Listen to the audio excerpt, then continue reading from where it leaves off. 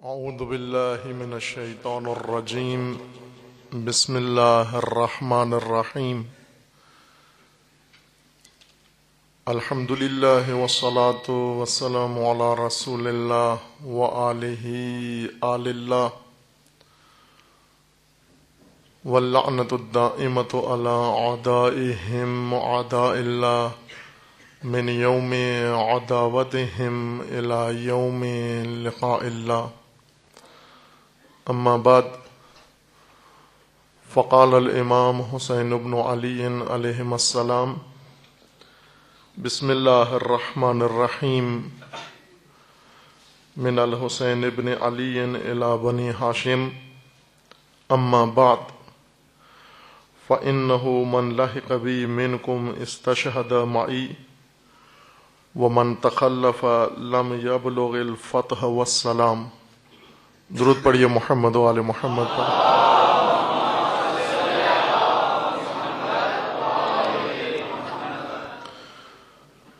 انشاءاللہ خداوند تبارک و تعالی تمام مومنین کو اپنے سایہ حفظ و امان میں محفوظ فرمائے۔ تمام مومنین کی حفظ و سلامتی کے لیے بلند آواز سے صلوات پڑھیے محمد و آل محمد۔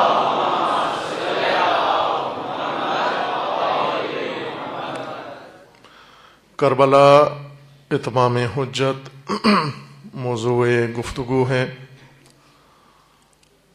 آپ کی خدمت میں سید الشہداء علیہ السلام کا نورانی کلام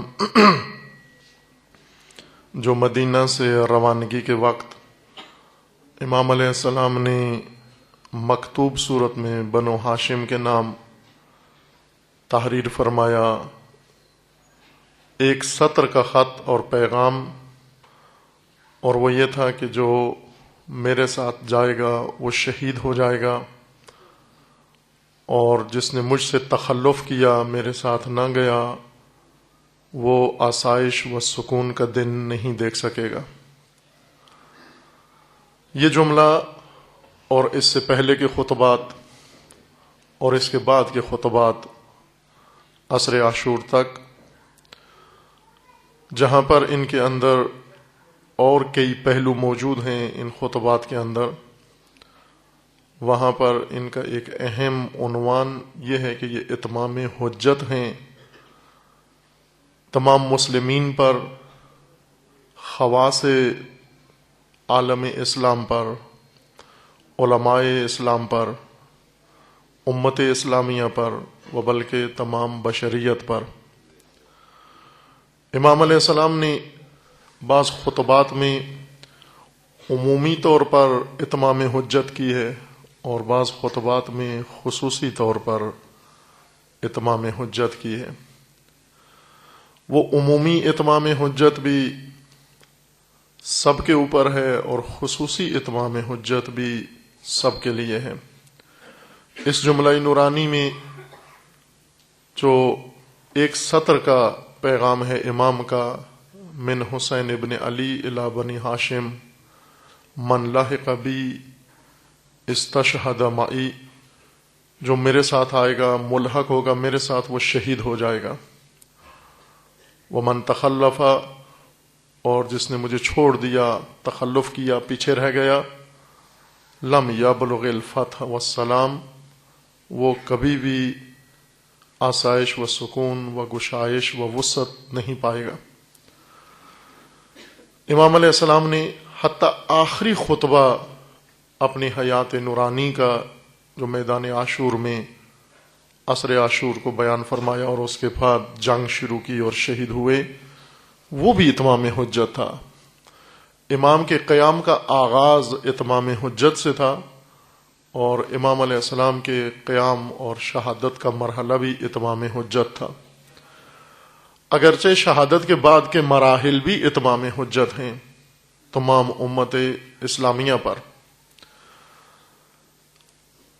عاشوراء و قیام سید الشہداء کو اتمام حجت سے دیکھنا اور اتمام حجت کے طور پر اس کی طرف نگاہ کرنا،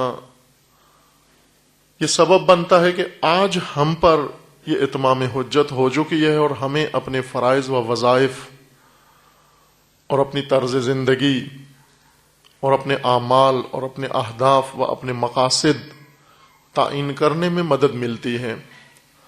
سید الشہداء علیہ السلام نے بنو ہاشم کے نام خط میں فرمایا کہ جو میرے ساتھ آئے گا میرے ساتھ شہید ہو جائے گا، یعنی وہ کہیں بھی شہید ہو وہ محشور میرے ساتھ ہوگا جو میری راہ پہ آئے گا، اور جو مجھ سے پیچھے رہ گیا وہ کسی بھی زمانے میں ہو، جس نے میری راہ کو جاری نہیں رکھا، جس نے میرے ساتھ قدم نہیں ملایا، جو میرے نقش قدم پہ نہیں چلا، وہ اپنی زندگی میں کبھی بھی آسودہ دن نہیں دیکھ سکے گا۔ اس وقت زمانے میں بہت سارے لوگوں نے حسین ابن علی کے نقش قدم پہ قدم نہیں رکھا۔ مسلمانوں میں جو بھی تفکر رکھنے والے تھے، جس قسم کی سوچ رکھنے والے تھے، خواہ وہ شیعہ تھے خواہ وہ غیر شیعہ تھے، لیکن اپنے آپ کو مسلمان کہلاتے تھے، ہر دو نے تخلف کیا۔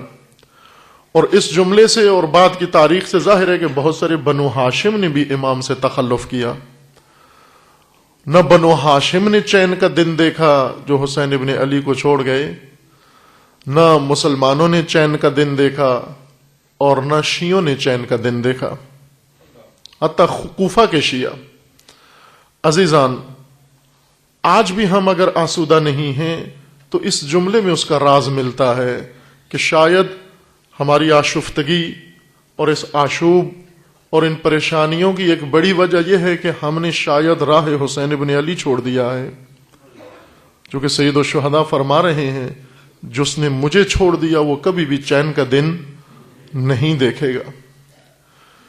اتمام حجت سنت الہی ہے، اللہ تعالیٰ کا فرمان ہے قرآن مجید میں، ہم پہلے حجت قائم کرتے ہیں اور پھر اس کے بعد کسی فرد کو، کسی قوم کو، کسی معاشرے کو، کسی گروہ کو اس کے عمل کی سزا دیتے ہیں۔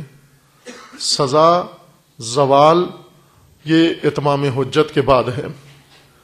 آپ کی خدمت میں عرض کیا تھا حجت کا معنی، چونکہ یہ لفظ شیعہ مکتب کے اندر، شیعہ تفکر کے اندر زیادہ استعمال ہوتا ہے۔ حجت کا لفظ اگرچہ قرآنی لفظ ہے لیکن شیعہ طرز تفکر کی بنیاد ہے لفظ حجت۔ ہم معصومین علیہ السلام کے لیے لفظ حجت استعمال کرتے ہیں، انبیاء کے لیے لفظ حجت استعمال کرتے ہیں، اور یہ لفظ حجت بھی جیسے اشارہ کیا کہ قرآن مجید سے اقتباس ہوا ہے۔ حجت کا تکرار کرتا ہوں میں معنی، تاکہ یہ عزیزان ہمارے جوانان ان کے ذہنوں میں راسخ ہو جائے۔ معنی حجت، حجت لغت کے لحاظ سے استعمال ہوتا ہے قصد اور ارادہ کرنے کے لیے، کسی چیز کا ارادہ کرنا۔ یہ حجہ عربی زبان میں کہتے ہیں، حجہ یا حججہ، یعنی اس نے ارادہ کیا، نیت کی، قصد کیا کسی شے کا۔ حج کو اسی وجہ سے حج کہتے ہیں چونکہ انسان بیت اللہ کا ارادہ کرتا ہے، مناسک خاص، اس خاص عبادت کا ارادہ کرتا ہے، اس لیے اس کا نام ہی حجہ ہے۔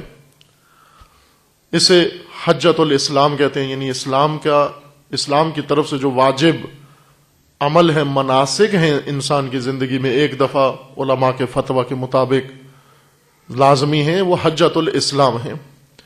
اسی وزن پر ایک اور لفظ بھی بنتا ہے اور وہ حجت ہے، کہ ہم یہ بھی استعمال کرتے ہیں حجت الاسلام۔ اگرچہ حجت الاسلام ڈگری کے طور پر آج استعمال ہوتا ہے، لیکن بنیادی طور پر یہ ڈگری نہیں تھی حجت الاسلام۔ حجت الحق، حجت اللہ البالغہ، قرآن مجید میں اللہ تعالیٰ نے فرمایا وَلِلَّهِ الْحُجَّةُ الْبَالِغَةُ، اللہ کی حجت سب حجتوں پر غالب اور اللہ کی حجت سب حجتوں سے کامل تر ہے۔ حجت اس عمل، اس ثبوت اور دلیل کو کہتے ہیں جس کے ذریعے سے انسان دوسرے کو اپنے موقف سے دور کرتا ہے، دوسرے کو ہٹاتا ہے اپنی بات سے، اور اس کے موقف کو باطل ثابت کرتا ہے، اور اس سے عمل کا، وہ عمل جس کا جواز اس نے بنا رکھا ہے، وہ جواز اس سے لے لیتا ہے، وہ دلیل اس سے لے لیتا ہے۔ اس لیے عام طور پر احتجاج غلبہ پانے کو کہتے ہیں، احتجاج حجت قائم کرنے کو کہتے ہیں۔ احتجاجات ائمہ ہدی علیہم السلام کتاب کی شکل میں علماء نے تدوین کی ہیں. حدیث کی ایک بڑی معتبر وہ بہت عمدہ کتاب ہے احتجاج مرحوم طبرسی، جس میں ائمہ ہدی علیہم السلام کے احتجاجات ذکر کیے گئے ہیں. اردو میں احتجاج مظاہرہ کرنے کو، جلوس نکالنے کو، ریلی نکالنے کو، زندہ باد اور مرد آباد کہنے کو احتجاج کہتے ہیں. یعنی کسی کے سامنے اعتراض کرنے کو احتجاج کہتے ہیں اردو زبان میں. الفاظ عربی کے ہیں، اور جب یہ الفاظ ہجرت کر کے سرزمین پاکستان و ہندوستان میں آئے تو معانی اپنے وہیں چھوڑ آئے، اور یہاں آ کر انہوں نے نئے معانی اپنا لیے ہیں. ڈھانچے وہ ہیں، ارواح تبدیل ہو گئی ہیں، معانی ان کے بدل گئے ہیں، مفاہیم. لہذا ہم کہتے ہیں احتجاج کرنا یعنی اعتراض کرنا. جب کہا جاتا ہے کہ معصوم نے احتجاج کیا تو ہم سمجھتے ہیں یعنی اعتراض کیا. احتجاج، اعتراض اس کا لازمہ ہو سکتا ہے، لیکن اعتراض احتجاج کا معنی نہیں ہے. احتجاج یعنی حجت قائم کرنا، حجت لانا، کسی کے سامنے حجت پیش کرنا. حجت کیا چیز ہے؟ حجت وہ دلیل ہے، وہ ثبوت ہے جس کی مدد سے آپ دوسرے کی دلیل کو، دوسرے کے موقف کو، دوسرے کے مدعا کو، دوسرے کے جواز کو باطل ثابت کر دیتے ہیں. اس کو حجت کہتے ہیں. ہر وہ چیز جس کی مدد سے دوسرے کے جواز کو یا دلیل کو باطل کر دیں وہ حجت ہے. اور وہ دلیل جس کی مدد سے آپ صرف اپنا موقف ثابت کرتے ہیں، دوسرے کا موقف باطل نہیں ہوتا، اس کو حجت نہیں کہتے، اس کو دلیل ہی کہتے ہیں. لہذا جیسے اشارہ کیا تھا کہ علم منطق میں علماء منطق دلیل کی دو قسمیں کرتے ہیں، ایک کو برہان کہتے ہیں اور ایک کو حجت کہتے ہیں. لہذا وہ کتاب کا نام ہی کتاب الحجت رکھ دیتے ہیں. منطق کے اندر وہ دلیل جس کے ذریعے سے دوسرے کے موقف کو کمزور کیا جاتا ہے یا دوسرے کے موقف کو باطل ثابت کیا جاتا ہے.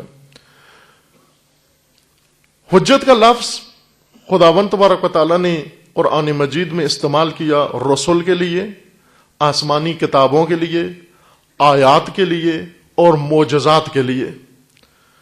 چونکہ حجت کے دو کام ہیں. حجت کا ایک کام یہ ہے کہ آپ اپنا موقف دوسروں کے سامنے پیش کریں، اور دوسرا کام یہ ہے کہ وہ نظریہ اور وہ عمل جو پہلے سے لوگ اپنائے ہوئے ہیں اور رائج ہے، اس عمل کا جواز لوگوں سے لے لیں. مثال بھی میں نے دی تھی کہ جس طرح رسول اللہ صلی اللہ علیہ وآلہ وسلم مکہ میں جب تشریف لائے، ہر قوم کی طرح اہل مکہ بھی رسول اللہ کے آنے سے پہلے مکمل دین رکھتے تھے. وہ دین جو انہوں نے آبا سے لیا ہوا تھا، یعنی خدا بھی تھا، اس خدا کی عبادت بھی تھی، ان کی روزمرہ زندگی کے معمولات بھی تھے، ذکر و فکر بھی تھا، سب کچھ تھا اہل مکہ کے پاس. اور اس سارے دین کا نام تھا جاہلیت، خرافات و جاہلیت. خدا انہوں نے اپنے ہاتھ سے بنایا ہوا تھا. بت پرستی کے اوپر دلیل بھی رکھتے تھے. دلیل کیا تھی؟ دلیل تنہا یہ تھی، ہم نے بڑوں کو ایسے ہی کرتے دیکھا ہے. اہل مکہ کی دلیل بت پرستی پر کیا تھی؟ ہم نے اپنے بڑوں کو ایسے ہی کرتے دیکھا ہے. جس کام کے اوپر بھی آپ کے پاس اس دلیل کے علاوہ کوئی دلیل نہ ہو کہ ہم نے بڑوں کو ایسے ہی کرتے دیکھا ہے، سمجھ لیں کہ وہ صحیح کام نہیں ہے. لہذا جب پیغمبر اکرم نے آگے پوچھا کہ کیوں کرتے ہو یہ کام، کہتے تھے انا وجدنا آباءنا علی، آبا کو ایسے ہی کرتے دیکھا ہے، بڑوں کو ایسے ہی کرتے دیکھا ہے، ہم نے تو شروع نہیں کیا، یہ تو آبا سے سلسلہ شروع، وہ بڑے ایسے ہی کرتے تھے، اب بڑوں کے کاموں کو کیسے ہم چھوڑ دیں؟ دادا نانا ایسے کرتے تھے، ان کے دادا نانا ایسے کرتے تھے، ہم آبائی سلسلے سے کس طرح دستبردار ہو جائیں؟ آبائی سنتیں کیسے ترک کر دیں؟ اسی کا نام جاہلیت تھا. اور قرآن مجید نے فرمایا کہ اولو کان آباؤہم لا یعقلون، اگر وہ آبا اور بڑے احمق تھے، بے وقوف و بت پرست و نادان و جاہل، اور تم پڑھی لکھی نسل ہو کر، باشعور نسل ہو کر ان بے شعوروں کے طور طریقوں کے اوپر ہی چلتے رہو گے. جبکہ تم نے دوسری ساری چیزیں ان کی بدل دی ہیں، تو کیوں خدا ان کا مانا ہوا ہے بڑوں کا؟ وہ یہ کہتے تھے یہ بت، یہ ہبل، یہ لات و عزا یہ بڑوں نے بنائے ہیں. انا وجدنا آباءنا علیہ، یہ دلیل تھی ان کے پاس. قرآن مجید میں آ کر خداوند تبارک و تعالیٰ نے رسول اللہ کے بارے میں فرمایا کہ رسول اللہ نے حجت قائم کی. حجت سے مراد یعنی بت پرستی کا جواز ان سے لے لیا. یا بہت معروف احتجاج، حجت آپ کی خدمت میں عرض کی جائے، حضرت ابراہیم نے جن کا تذکرہ قرآن مجید میں خداوند تبارک و تعالیٰ نے ذکر فرمایا کہ حضرت ابراہیم نے اپنے زمانے کے رائج دین اور مذہب، جو حضرت ابراہیم سے پہلے آزری مذہب رائج تھا، اس مذہب کے اوپر عمل پیرا لوگوں سے دلیل و جواز ان سے لے لیا، اور بڑے خوبصورت طریقے سے لیا، احتجاج کیا حضرت ابراہیم نے. جس دن ان کے جشن کا دن تھا، عید کا دن تھا، ساری قوم نے فیصلہ کیا کہ عید منانے کے لیے شہر سے باہر، جیسے میلے لگتے ہیں عموماً یہاں پر شہر سے باہر کسی پنڈال میں، پارک میں لوگ جمع ہوتے ہیں، اس وقت بھی میلہ تھا ان کا، عید کا جشن تھا. آبادی سے باہر، شہر سے باہر، بابل سے باہر جا کر انہوں نے میلہ لگایا. حضرت ابراہیم کو فرصت ملی، یہ نوجوانی کے دن تھے حضرت ابراہیم کے، چونکہ لفظ استعمال ہوا ہے کہ غلام یا فتح یعنی جوان و نوجوان، ابھی بھرپور جوانی بھی نہیں آئی تھی. حضرت ابراہیم نے دیکھا یہ سب باہر چلے گئے ہیں، تو کلہڑا لیا اور لے کر بت خانے کی طرف گئے. چھوٹے چھوٹے سارے بتوں کو توڑ دیا اور بڑے بت کو چھوڑ دیا، اور وہ آلہ لٹکا دیا اس کے کندھے کے ساتھ، اور پھر چلے گئے اپنے کام سے. جب یہ قوم بتگر و بت پرست آزری قوم واپس آئی میلہ گزار کے، جشن منا کے، دیکھا کہ بت سارے خدا سارے ٹوٹے ہوئے ہیں اور چکناچور ہیں، ریزہ ریزہ ہیں. سب نے بالاتفاق یہ جملہ کہا کہ یہ کام فقط ابراہیم کا ہو سکتا ہے، چونکہ اس شہر میں ابراہیم ہی خدا پرست ہے، توحید پرست ہے، باقی سب بت پرست ہیں، باقی سب بتوں کی تقدیس کرتے ہیں. تنہا شخص جو ان بتوں کی مذمت کرتا ہے، وہ بت پرستی کی مذمت کرتا ہے، وہ ابراہیم ہے. ابراہیم کو طلب کیا گیا دربار میں، دفتر میں، اور پوچھا گیا یہ آپ نے کیا یہ کام؟ حضرت ابراہیم نے پوچھا کہ ماجرا کیا ہے، ہوا کیا؟ کہنے لگے کہ ہوا یہ کہ ہمارے بت ٹوٹ گئے ہیں، اور بڑا بت سالم ہے، چھوٹے سارے ٹوٹ گئے ہیں. حضرت ابراہیم نے کہا کہ شاید اس بڑے بت نے چھوٹے بتوں کو کوئی حکم دیا ہوگا، کوئی فرمان دیا ہوگا، کوئی چیز مانگی ہوگی ان سے، اور انہوں نے نافرمانی کی. چونکہ چھوٹے ہیں، چھوٹے بڑوں کے سامنے نافرمانی کر دیتے ہیں. بڑے کو طیش آیا، غصے میں آ کر اس نے چھوٹوں کے ہاتھ پاؤں کاٹ دی ہوں گے، سزا دی ہوگی، اور فوراً کہنے لگے ابراہیم کیسی باتیں کرتے ہو، یہ تو پتھر کی مورتیاں ہیں. پتھر کی مورتیاں نہ فرمان دیتی ہیں، نہ فرمان سنتی ہیں، نہ نافرمانی کر سکتی ہیں، نہ فرمان برداری کر سکتی ہیں. یہیں پہ لانا مقصود تھا حضرت ابراہیم کا کہ نادانوں، اگر یہ پتھر کی مورتیاں فرمان دے نہیں سکتی، فرمان سن نہیں سکتی، فرمان برداری نہیں کر سکتی، وہ نافرمانی نہیں کر سکتی، تو نادانوں ان مورتیوں کے سامنے جھکنے کا فائدہ کیا ہے؟ یہیں پہ لانا مقصود تھا. یہی اسی کو کہتے ہیں حجت.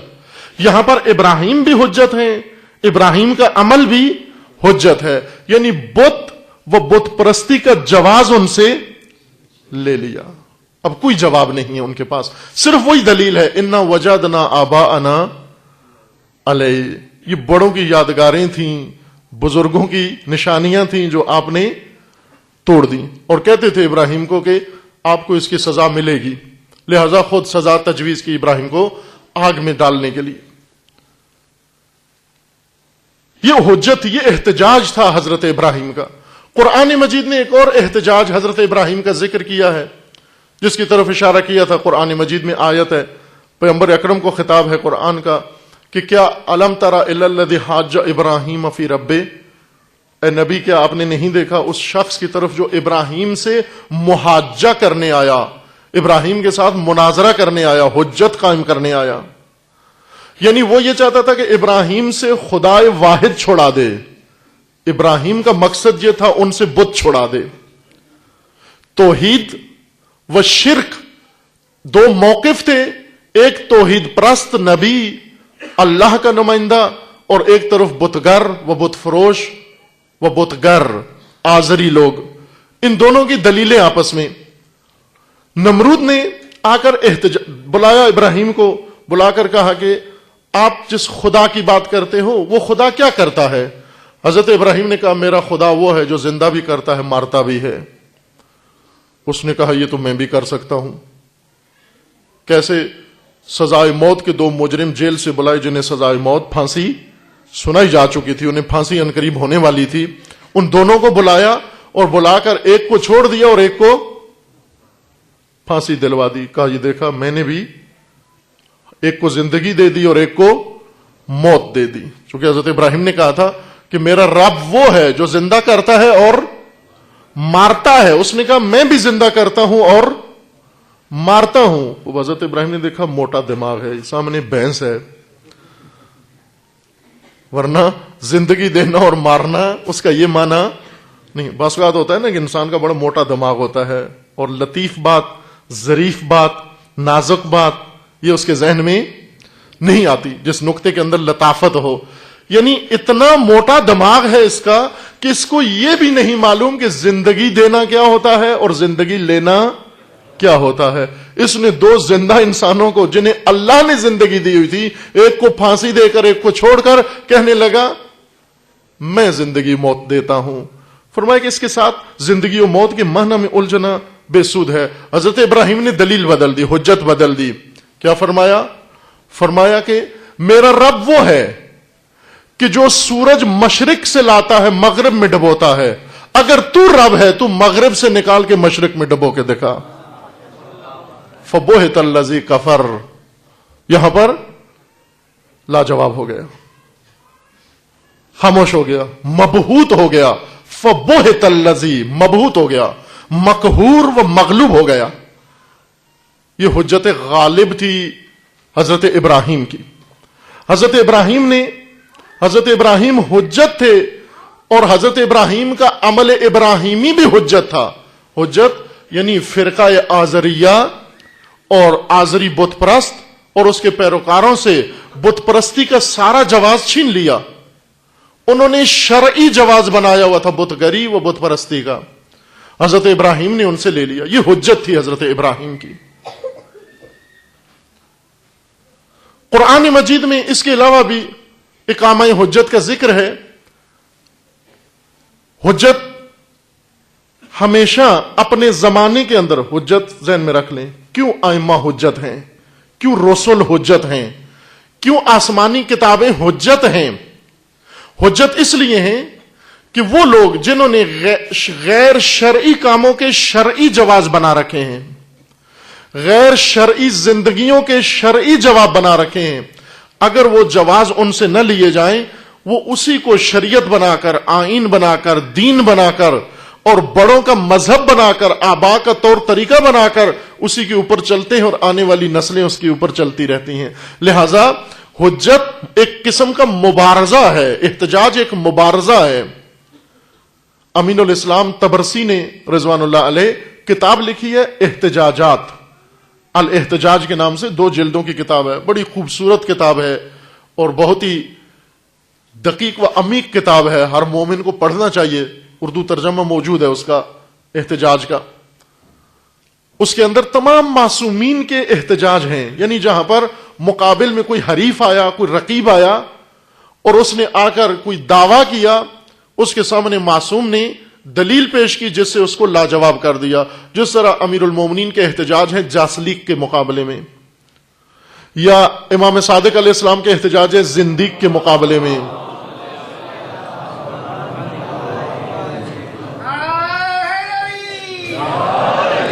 اور اس میں، اسی کتاب میں، احتجاج میں کربلا کے کرداروں کے بھی احتجاج ہیں کہ اگر توفیق نصیب ہو جاتی اور ٹائم ہمارا اجازت دیتا ہے تو شاید آپ کی خدمت میں خود کتاب لا کے احتجاج، اس میں وہ حصے اور وہ اقتباس آپ کی خدمت میں نمونے کے طور پر، مثال کے طور پر پڑھے جائیں گے کہ جو کربلا والوں نے احتجاج کیا، یعنی حجتیں جو پیش کی ہیں دوسروں کے سامنے.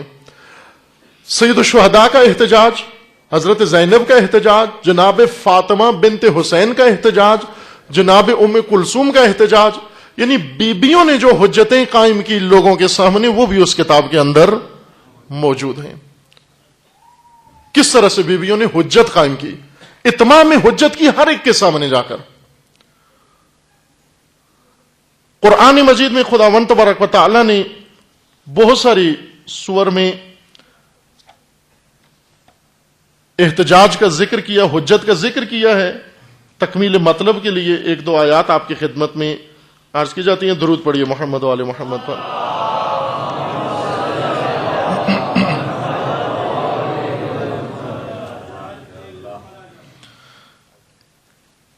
سورہ نساء میں آیا 165 میں، سورہ مبارکہ نساء آیا 165 میں ایک نمونہ اس کا عرض کیا جاتا ہے آپ کی خدمت میں، تاکہ ہماری مجلس بھی ذکر قرآن سے نورانی ہو جائے، ہمارے عزیزوں کو بھی قرآنی حکمت سے اور قرآنی معارف سے آشنائی ہو جائے، ان جوانوں کو، اور قرآن فہمی کی طرف توجہ آ جائے.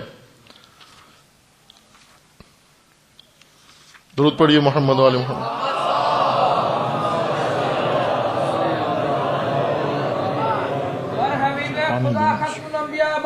بلند صلوات.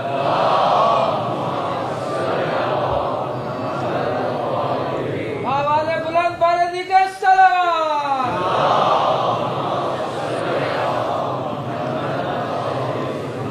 قرآن وہ کتاب ہے جو درس انقلاب ہے.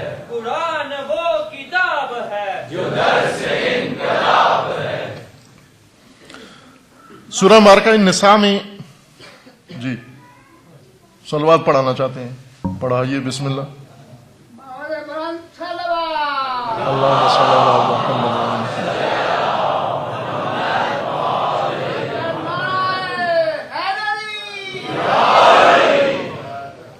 سورہ مبارکہ نساء میں آیا 165 ہے، جس میں آپ کو نمونہ پیش کیا جا رہا ہے احتجاج کا، حجت، اتمام حجت کا، حجت قائم کرنے کا. لیکن یہ آیت مربوط ہے پہلی آیات کے ساتھ. میں آیا 163، 64 اور 165 تینوں آیات پڑھتا ہوں، چونکہ تینوں کے اندر ایک مطلب بیان ہو رہا ہے. تینوں آیات پڑھی جائیں تو مطلب کامل ہوتا ہے. اعوذ باللہ من الشیطان الرجیم. انا اوحینا الیک کما اوحینا الی نوح والنبیین من بعدہ.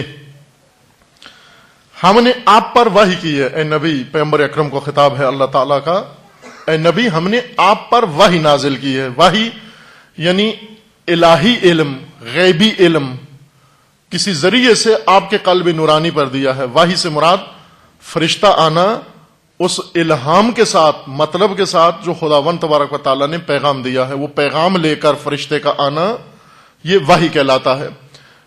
وحی اس علم کو یا اس آگاہی کو کہتے ہیں جو اللہ تعالیٰ اپنے انبیاء کو عطا کرتا ہے، لیکن جس میں کتاب یا استاد یا کلاس یا لکھنا لکھانا شامل نہیں ہوتا. معمول سے ہٹ کر علم عطا کرنے کے طریقے کو وحی کہتے ہیں. سادہ سی بات جو آپ کی خدمت میں عرض کر دوں. انا اوحینا الیک کما اوحینا الی نوح والنبیین من بعدہ. ہم نے آپ پر وحی نازل کی اور نوح پر، جس طرح سے آپ سے پہلے نوح پر وحی نازل کی، اور نوح کے بعد جو انبیاء آئے ان پر بھی ہم نے وحی نازل کی. وَأَوْحَيْنَا إِلَىٰ إِبْرَاهِيمَ وَإِسْمَاعِيلَ.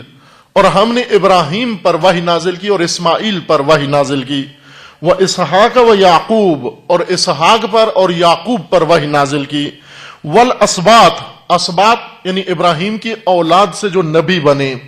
اسباط سبت کی جمع ہے، پلورل ہے سبت کی. سبت جس طرح سبتین کہتے ہیں، سبت اکبر، سبت اصغر اولاد، جس طرح سبت رسول کہتے ہیں ہم سید الشہداء علیہ السلام کو سبت رسول ہیں. اسباط اولاد ابراہیم جو حضرت یعقوب کی اولاد سے نبی بنے بنی اسرائیل کے اندر، ان کا نام نہیں لیا چونکہ زیادہ ہیں، امام زادے و نبی زادے جو خود بھی نبی تھے. اولاد ابراہیم سے ان کو اسباط کہا جاتا ہے. اور اسباط و عیسیٰ، اور ہم نے عیسیٰ پر بھی وحی نازل کی. و ایوب پر بھی نازل کی. وَيُونُسَ وَيُونس پر نازل کی، وَحَارُون ہارون پر بھی ہم نے وحی نازل کی، وَسُلَيْمَانَ اور سلیمان پر بھی ہم نے وحی نازل کی، وَآتَيْنَا دَاوُودَ زَبُورًا اور داؤد پر بھی ہم نے وحی نازل کی، اور داؤد کے اوپر جو وحی کے ذریعے سے ہم نے مجموعہ نازل کیا اس کا نام زبور تھا۔ زبور البتہ زبر اور زبور ایک خاص قسم کی آسمانی کتاب کا نام زبور ہے۔ اس وقت ہم زبور حضرت داؤد کی کتاب کو کہتے ہیں، لیکن زبور فقط حضرت ابراہیم پر نازل نہیں ہوئی، بہت سارے انبیاء پر زبور نازل ہوئی ہے۔ چونکہ دو اصطلاحیں ہیں، صحف کتاب اور زبور۔ ایک قسم کی کتاب کا نام ہے کتاب، جس طرح قرآن کتاب ہے، انجیل کتاب ہے، تورات کتاب ہے۔ کچھ آسمانی کتب ہیں ان کو کتاب نہیں کہا گیا بلکہ صحف کہا گیا۔ صحف موسیٰ و ابراہیم، حضرت ابراہیم پر صحف نازل ہوئے، حضرت موسیٰ پر صحف نازل ہوئے۔ اور ایک ہے کہ زبر یعنی زبور نازل کی، بعض انبیاء پر کتاب یا صحیفہ نازل نہیں ہوا بلکہ ان کی کتاب کا نام تھا زبور۔ یہ ایک الگ ذرا موضوع یا تخصصی بات بن جاتی ہے جو ہمارے موضوع سے بھی ہٹ کر ہے اور تھوڑی سی آپ کے بقول خشک بھی ہے، اول شب میں ہی نیند آ جائے گی آپ کو۔ وَآتَيْنَا دَاوُودَ زَبُورًا اور داؤد پر بھی ہم نے وحی نازل کی۔ وَرُسُلًا قَدْ قَصَصْنَاهُمْ عَلَيْكَ مِنْ قَبْلِ اور وہ رسل کہ اس فہرست کے علاوہ پہلے ہم نے آپ کو یعنی رسول اللہ کو آگاہ کیا ان انبیاء سے، رسل سے، ان انبیاء پر بھی جو ہم پہلے جن کا تذکرہ کر چکے ہیں اور آپ کو آگاہ کر چکے ہیں، ان پر بھی ہم نے وحی نازل کی۔ وَرُسُلًا لَمْ نَقْصُصْهُمْ عَلَيْكَ اور وہ انبیاء جن کا ہم نے تذکرہ آپ کے قرآن میں اور آپ پر نازل نہیں کیا۔ اب آپ کو معلوم ہے کہ قرآن مجید میں کل 24 انبیاء کا تذکرہ ہے، یا بعض بزرگوں کی بقول 25 انبیاء کا تذکرہ ہے، چونکہ ایک نام میں اختلاف ہے کہ وہ ایک ہی نبی کے دو نام ہیں یا دو الگ الگ انبیاء کے نام ہیں۔ اگر وہ ایک ہی نبی کے دو نام ہوں تو پھر 24 انبیاء ہیں، اگر وہ دونوں نام دو الگ الگ انبیاء کے ہوں پھر قرآن میں 25 انبیاء کا تذکرہ آیا ہے۔ لیکن روایات میں ہے کہ کل انبیاء 1,24,000 تھے، خاتم الانبیاء سے پہلے 1,24,000 انبیاء گزرے ہیں، جن میں قرآن کا فرمانا ہے کہ کچھ یہ نبی ہیں جن کو ابھی ہم ذکر کر رہے ہیں، کچھ پہلے ان کا ذکر آپ پر نازل ہو چکا ہے، اور کچھ کا ذکر ہم نے سرے سے آپ کے ساتھ کیا ہی نہیں ہے ان کا تذکرہ، ان 1,24,000 انبیاء کا، یعنی قرآن میں وحی کے ذریعے نازل نہیں کیا۔ وَرُسُلًا قَدْ قَصَصْنَاهُمْ عَلَيْكَ مِنْ قَبْلِ وَرُسُلًا لَمْ نَقْصُصْهُمْ عَلَيْكَ وَكَلَّمَ اللَّهُ مُوسَىٰ تَكْلِيمًا اور فرمایا کہ ہم نے موسیٰ پر بھی وحی نازل کی ہے، لیکن وہ موسیٰ پر وحی الگ طریقے سے نازل کی ہے کہ موسیٰ کے ساتھ خود خدا نے کلام کیا ہے، موسیٰ سے خود ہم نے بات کی ہے، لہذا موسیٰ کا تذکرہ الگ آ گیا۔ اب یہ فہرست تھی انبیاء کی کہ رسول آپ پر وحی نازل کی، نوح پر وحی نازل کی، ابراہیم پر، اسباط پر، یعقوب و اسماعیل اور سب پر، اور آخری نبی حضرت عیسیٰ تک۔ پھر فرمایا کہ رسلا مبشرین و منذرین، ان تمام رسل کو ہم نے مبشر بنا کر اور منذر بنا کر نازل کیا۔ لئلا یکون للناس علی اللہ حجۃ بعد الرسل، کیوں ہم نے ان انبیاء کو روانہ کی اور ان پر وحی نازل کی اور کسی پر کتاب، کسی پر صحیفہ و کسی پر زبور نازل کی؟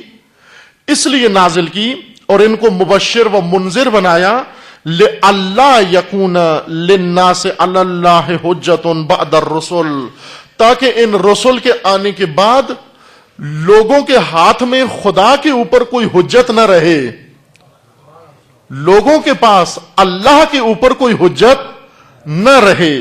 لئلا یکون للناس علی اللہ حجۃ بعد الرسل وکان اللہ عزیزا حکیما، کہ یہ بھی لطیف نقطہ ہے، اس کی طرف اب نہیں جاتے۔ یہ کان اللہ عزیزا حکیما یعنی آیات جب اسماء اللہ پر ختم ہوتی ہیں جا کر، جس طرح یہ آیت ہے کان اللہ عزیزا حکیما، تو اس کا مطلب یہ کہ یہ پہلا جو جملہ گزرا ہے، یہ پہلے جو مطالب گزرے ہیں، ان کا تعلق اس کی ورڈ سے ہے، عزیز و حکیم سے.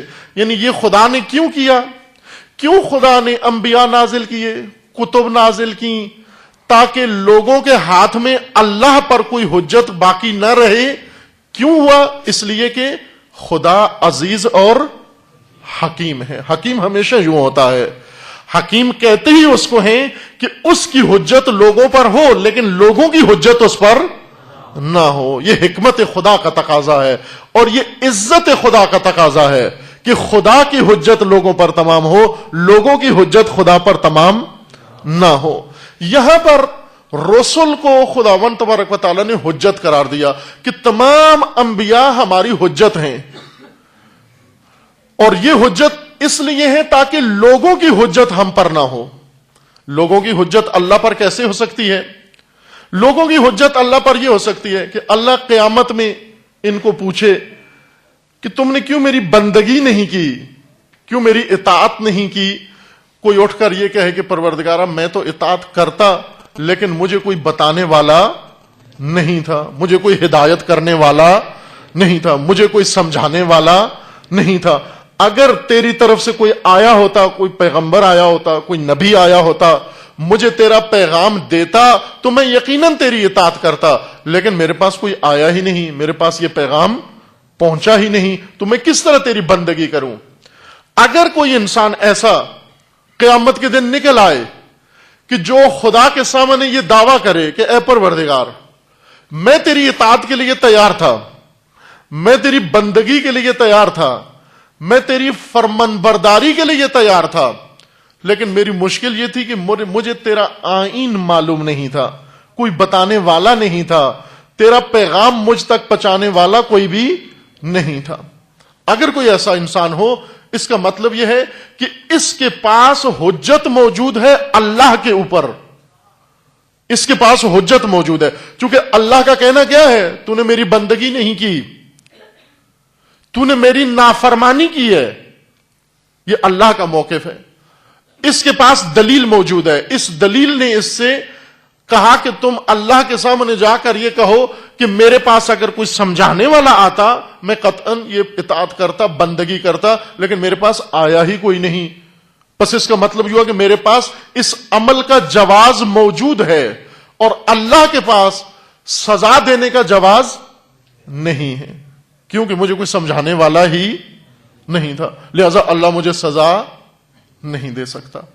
اگر قیامت میں کوئی شخص ایسا نکل آئے جو خدا کو یہ دلیل دے کہ پروردگارہ آپ جو مجھے سزا، چونکہ اللہ ارادہ کرے اس کو نافرمانی کی سزا دینے کا، یہ کہے کہ میرا حق نہیں بنتا سزا دینا. جس طرح عدالتوں میں ہوتا ہے، عدالتوں میں جج کسی کو سزا دینا چاہتا ہے، وہ اٹھ کے کہتا ہے کہ آپ کو حق نہیں بنتا مجھے سزا دیں.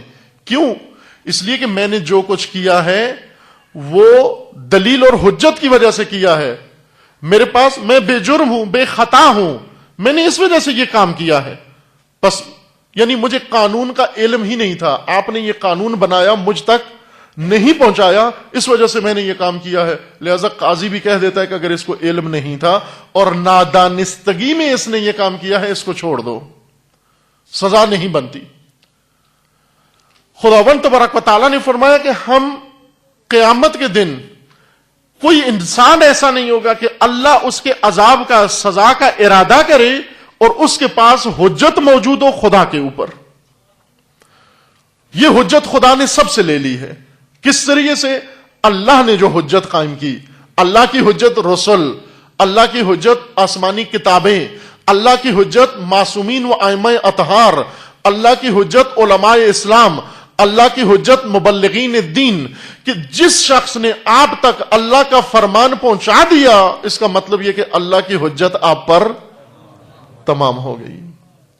آپ کے پاس جواز نہیں تھا اس نافرمانی کا. رسول کے آنے کے بعد جاہلیت کا جواز نہیں تھا، انبیاء کے آنے کے بعد جاہلیت کا جواز نہیں تھا، ائمہ کے آنے کے بعد ان کاموں کا جواز نہیں تھا. توجہ فرمانا عزیزان اس گفتگو کو. آج ہم بہت سارے کام کر رہے ہیں. مثلا ہم جو زندگی گزار رہے ہیں، جس سسٹم میں زندگی گزار رہے ہیں، جس طرز پر زندگی گزار رہے ہیں، اس طرز کے بارے میں پوچھا جائے گا.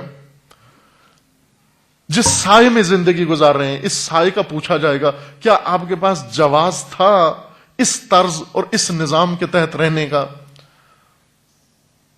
کیا جواز تھا آپ کے پاس؟ پوچھا جائے گا۔ اگر ہم یہ کہیں کہ یہ غلط نظام تھا اور ہم غلط نظام کے تحت رہ رہے تھے، تو اے اللہ کیوں ہمیں متوجہ نہیں کیا؟ کیوں کوئی بھیجا نہیں جو ہمیں بتایا آ کر کے یہ نظام درست نہیں ہے، اشتباہ ہے، غلط ہے اور اس کے تحت زندگی بسر نہیں کرنی؟ تو کیوں کوئی بتانے والا نہیں بھیجا؟ خداوند تبارک و تعالیٰ نے فرمایا کہ ہم نے یہ وحی نازل کی، کتب نازل کی، انبیاء بھیجے، متواتر و تواتر کے ساتھ انبیاء بھیجے۔ کس لیے؟ تاکہ لوگوں کے پاس اللہ کے اوپر حجت نہ رہ جائے۔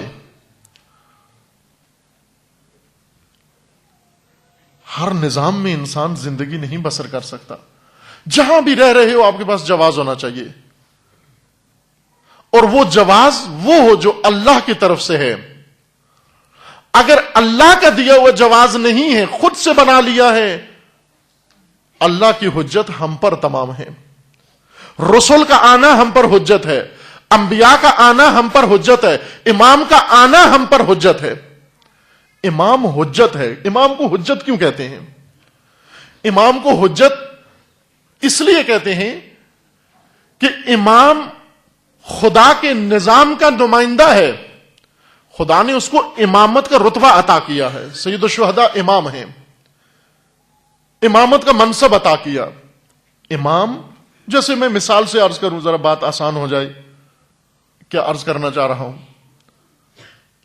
اگر ایک امام جماعت موجود ہو، ایک عادل انسان جو نماز کے احکام سے آگاہ ہے، نماز کا ذکر صحیح طرح سے جانتا ہے، صحیح طریقے سے نماز پڑھتا بھی ہے اور پڑھاتا بھی ہے، اور عادل بھی ہے۔ عادل ہونے کا مطلب یعنی جس طرح فقہا نے بیان فرمایا ہے، فقہی عدالت، امام جماعت کے لیے جو عدالت ضروری ہے کہ وہ اپنے تمام واجبات پر عمل کرتا ہے اور کسی حرام کام کا ارتکاب نہیں کرتا، کم از کم کھل مکھلا ایسے نہیں کرتا، جو کھل کے لوگوں کے سامنے واجب ترک کرتا ہو، لوگوں کے سامنے حرام کا ارتکاب کرتا ہو، وہ عادل نہیں ہے، اس کے پیچھے نماز نہیں پڑھی جا سکتی۔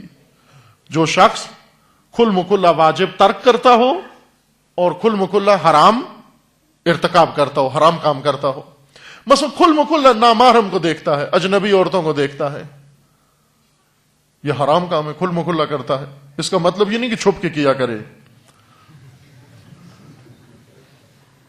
کھل مکھلا کی پابندی ہے لیکن چھپ کے کرنے کی پابندی نہیں ہے، نہ، بالکل نہ کرے۔ یعنی لوگوں کے ملائے عام میں اگر دیکھا گیا یہ شخص یہ کام کرتے ہوئے، عدالت ختم ہو جاتی ہے اس کی، اس کو محراب میں کھڑے ہونے کی اجازت نہیں ہے۔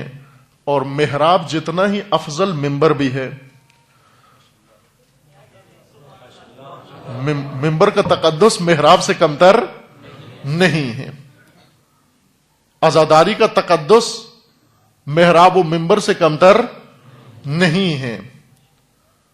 یہ نہ ہو کہ کھل مکھلا حرام مرتکب ہوں اور پھر ان کو منبر پہ بھی اجازت دی جائے اور ان کو محرابوں میں بھی اجازت دی جائے۔ یہ بنو امیہ کے ائمہ ہیں، بنو امیہ نے انہیں محراب میں ہی گناہ کے وسائل فراہم کیے ہوئے تھے، انہیں منبر پر گناہ کے وسائل فراہم کیے ہوئے تھے بنو امیہ نے، کہ منبر پر بیٹھ کر گناہ کرو، منبر پر بیٹھ کر شراب پی کے تقوی پر تقریر کرتے تھے۔ یہ باقاعدہ تاریخ میں سندیں موجود ہیں، افواہیں نہیں ہیں، تاریخ کی سندیں موجود ہیں۔ منبر پر بیٹھ کر شراب نوشی کر کے پھر تقوی پر تقریر کرتے تھے، نشے میں آ کر محراب میں کھڑے ہو کر صبح کی نماز 4 رکعت پڑھا کے پوچھتے تھے اگر کم ہے تو اور پڑھا دوں۔ ایسے ائمہ محراب و منبر پہ گزرے ہیں، کرتے رہے یہ حرکتیں۔ امام جماعت، اس کے اندر عدالت شرط ہے، کھل مکھلا لوگوں کے ملائے عام میں لوگ نہ دیکھیں اس کو اس قسم کا حرکت کرتے ہوئے، یہ امام ہے۔ اگر ایک اس قسم کا عادل امام ہو جو واجبات پہ عمل کرتا ہو، جو محرمات سے اجتناب کرتا ہو، بچ کے رہتا ہو، اگر یہ شخص موجود ہو اور اس کی موجودگی میں نمازی بھی موجود ہوں لیکن یہ نمازی یا جماعت سے نماز نہ پڑھ رہے ہوں یا کسی غیر عادل کے پیچھے نماز پڑھ رہے ہوں. توجہ فرما رہے ہیں نا؟ عادل امام جماعت کا موجود ہو جو نماز جانتا بھی ہے, احکام دین جانتا بھی ہے اور عادل بھی ہے, عالم بھی ہے اور عادل بھی ہے. عالم و عادل انسان جس کے اندر شرائط امامت جماعت موجود ہیں, یہ موجود ہو, مسجد میں حاضر ہو, لیکن انجمن کو پسند نہ ہو, ٹرسٹ کو پسند نہ ہو. ہوتا ہے کبھی عادل لوگوں کو انجمنیں پسند نہیں کرتی, ٹرسٹی پسند نہیں کرتے, انہیں کوئی دوسرا پسند ہے. اس امام عادل کی موجودگی میں یا جماعت نہ ہو رہی ہو, لوگ فرادہ نمازیں پڑھ رہے ہوں یا پڑھ رہے ہوں جماعت کے ساتھ, لیکن ایک ناعادل اور غیر عادل کے پیچھے نماز پڑھ رہے ہوں. یہاں پر یہ شخص جو امامت کی اہلیت رکھتا ہے, اس کا موجود ہونا یہ حجت ہے خدا کی ان نمازیوں کے اوپر, اس ٹرسٹ کے اوپر, اس انجمن کے اوپر, کہ اس عادل امام کے ہوتے ہوئے تم نے فاسق امام کیوں چنا. تمہیں فاسق امام کے پیچھے نماز کا حق نہیں بنتا تھا. کیوں نہیں بنتا تھا؟ چونکہ تمہارے پاس عادل امام موجود تھا جو امامت کی صلاحیت رکھتا ہے. لیکن اگر ایک شخص امامت کی صلاحیت نہ رکھتا ہو, بعض لوگ ہیں بڑے اچھے مومنین ہیں, مقدس مومنین ہیں, متقی مومنین ہیں, پرہیزگار مومنین ہیں, لیکن امام جماعت ہونے کی صلاحیت نہیں رکھتے. کیوں نہیں رکھتے؟ چونکہ یا انہیں احکام عالم نہیں ہیں, متقی پرہیزگار اچھے مومنین ہیں لیکن عالم نہیں ہیں, یا پھر عالم ہیں جانتے ہیں لیکن صحیح طریقے سے پڑھ نہیں سکتے, سورہ فاتحہ صحیح تلفظ نہیں کر سکتے, درست الفاظ ادا نہیں کر سکتے, کہ عموماً ہوتا ہے صحیح طریقے سے آداب کے ساتھ عربی قرات نہیں کر سکتے, غلط پڑھتے ہیں. وہ اگر غلط پڑھتے ہیں نماز, ہیں متقی پرہیزگار اچھے لوگ, لیکن ان کو پڑھنا نہیں آتی نماز, سورہ فاتحہ درست نہیں پڑھتے, سورہ درست نہیں پڑھتے, ان کو بھی امام نہیں بنا سکتے آپ.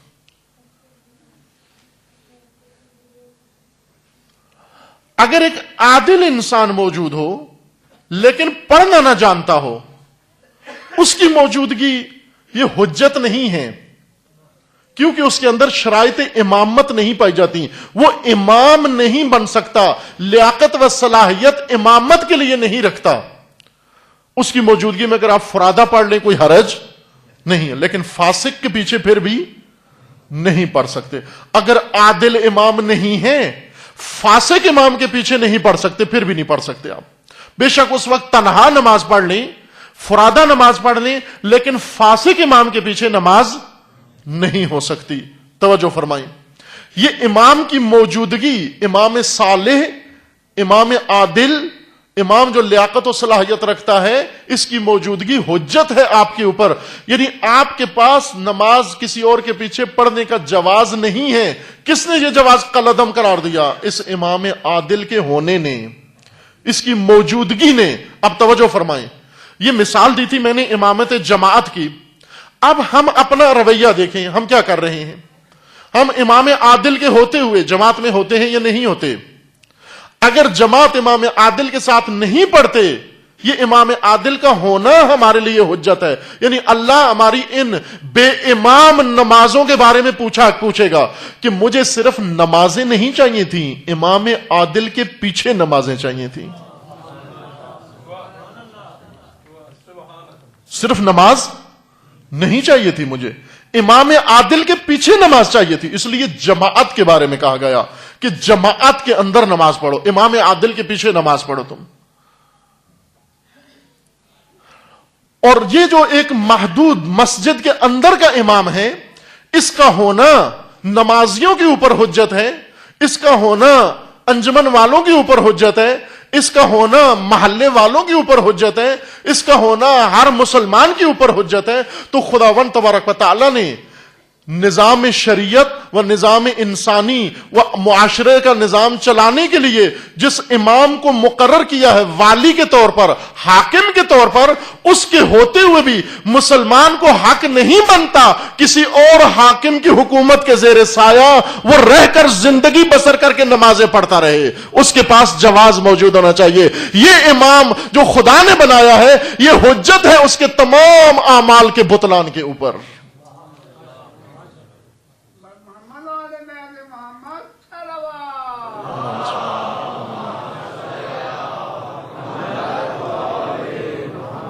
بعض اوقات کوئی مانوی شخصیت، روحانی شخصیت، عموماً پاکستان میں ہے یہ رواج ہے، مانوی شخصیات، روحانی شخصیات، یا ایک سلسلہ موروثی گدی نشین ہوتے ہیں، اگر کوئی مجلس میں ہے تو ان سے معذرت کے ساتھ، یہ ایک سلسلہ ہے موروثی طور پر، کسی خاندان میں کوئی بزرگ پیدا ہوتے ہیں پھر ان کی اولاد وراثت میں روحانی ہو جاتی ہے، وراثت میں گدی نشین ہو جاتی ہے۔ خوب یہ شخص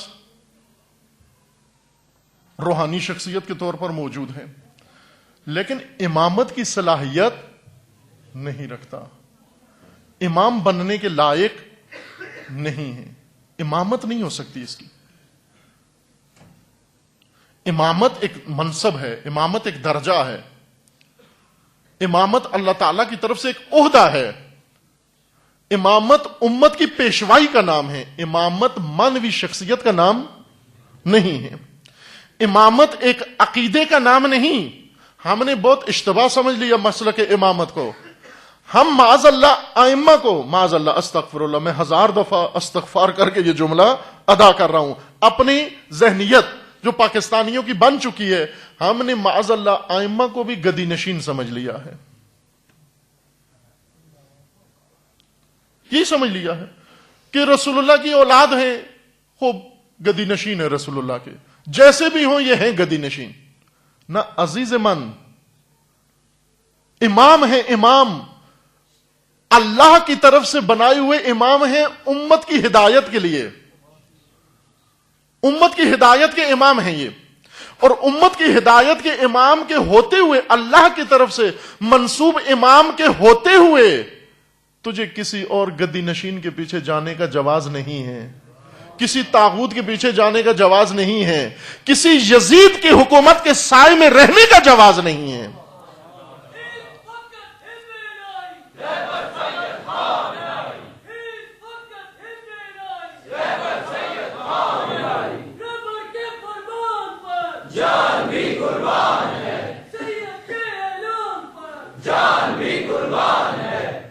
ہم ائمہ کو کہتے ہیں یہ حجت خدا ہیں، ائمہ حجت خدا ہیں۔ حجت خدا اور حجت الاسلام میں فرق ہے، حجت الاسلام ڈگری ہے، حجت الاسلام کے ہوتے ہوئے اسلام معطل ہو، حجت الاسلام ہیں جو ڈگری، تعلیمی ڈگری ہے، حوزے دیتے ہیں۔ ایک ڈگری ہوتی ہے ثقۃ الاسلام، ایک ڈگری ہوتی ہے حجت الاسلام، ایک ڈگری ہوتی ہے آیت اللہ، ایک ڈگری ہوتی ہے آیت اللہ العظمی۔ یہ علمی ڈگریوں کے نام پڑ گئے ہیں، لہذا ایک حجت الاسلام بغیر اسلام کے رہ سکتا ہے، اسلام نہیں ہے، حجت الاسلام موجود ہے۔ کیوں کہ یہ ڈگری ہے، یہ علمی ڈگری ہے جی صرف، لہذا ڈگری کے لیے یہ سسٹم ہونا ضروری نہیں ہے، اسلام نہ بھی ہو یہ حجت الاسلام ہے، یہ ڈگری ہے۔ ائمہ معصومین کو جو حجت کہا جاتا ہے کہ یہ حجت خدا ہے زمین کے اوپر، آپ گواہی دیتے ہیں کہ میں گواہی دیتا ہوں کہ آپ حجت خدا ہیں، آپ آذان کے اندر گواہی دیتے ہیں نا کہ اشہد ان امیر المومنین حجت اللہ، آپ کہتے ہیں کہ امیر المومنین کیا ہے؟ حجت خدا ہیں۔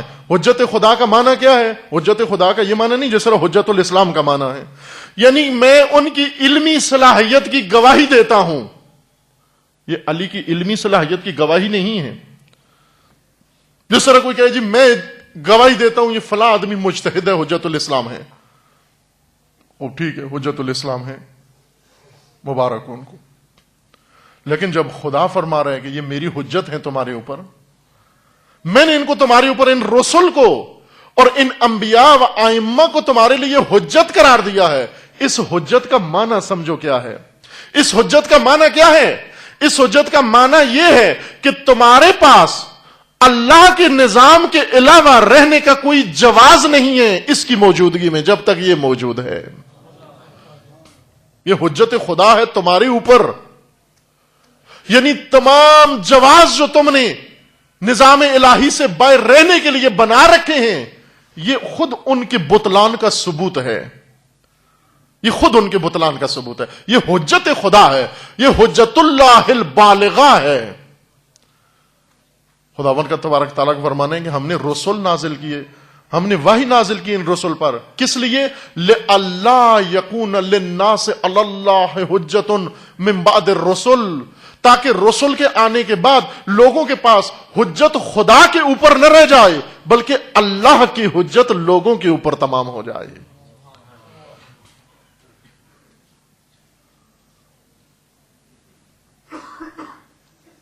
توجہ فرمائیں عزیزان، یہ نقطہ تھوڑا باریک نقطہ ہے،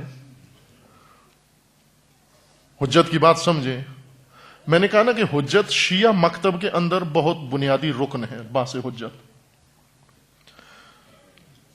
باقی مذاہب نے حجت کو، چونکہ قرآنی لفظ اصطلاح ہے، لیکن قرآنی لفظ کو اپنے مذہب کے اندر اس طرح سے نہیں لیا جس طرح تشیع نے لیا ہے، جس طرح ائمہ تشیع نے اس آئیڈیالوجی کے اندر حجت کو لیا ہے، اس طرح سے دوسرے مذاہب نے نہیں لیا، یعنی متوجہ ہی نہیں ہوئے لفظ حجت، اصطلاح حجت، کلمہ حجت کی اہمیت و لطافت اور اس کے مقام و منزلت کی طرف متوجہ نہیں ہوئے۔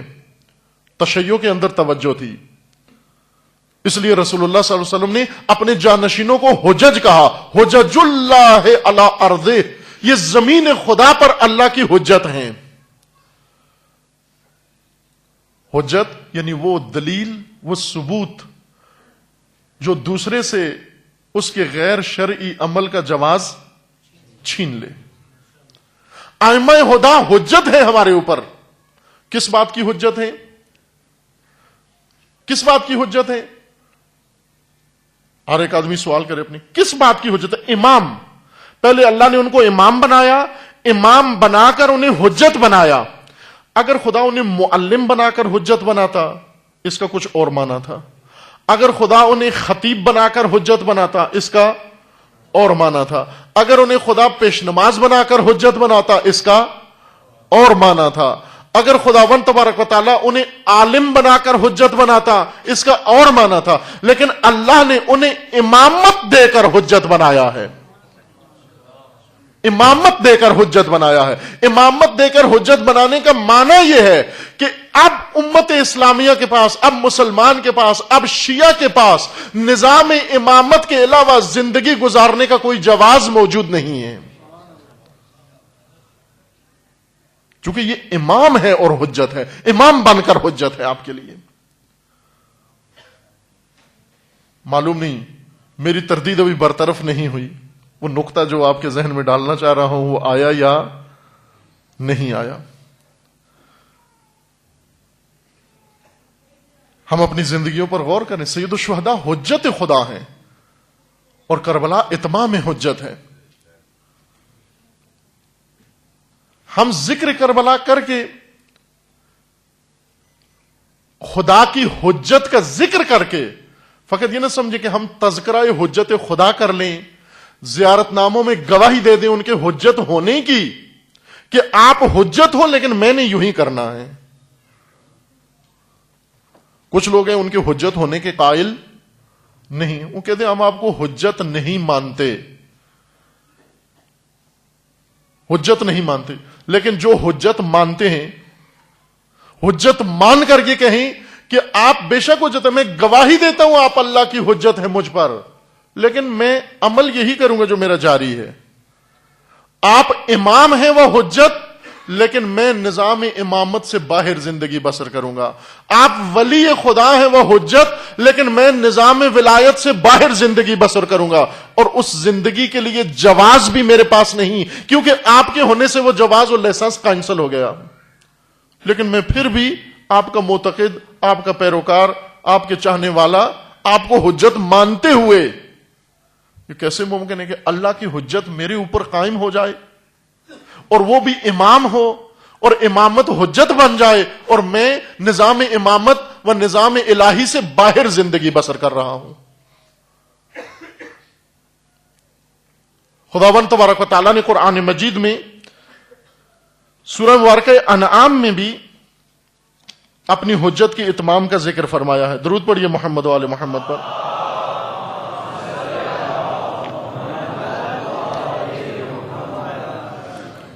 آواز بلند بار دیگر سلام.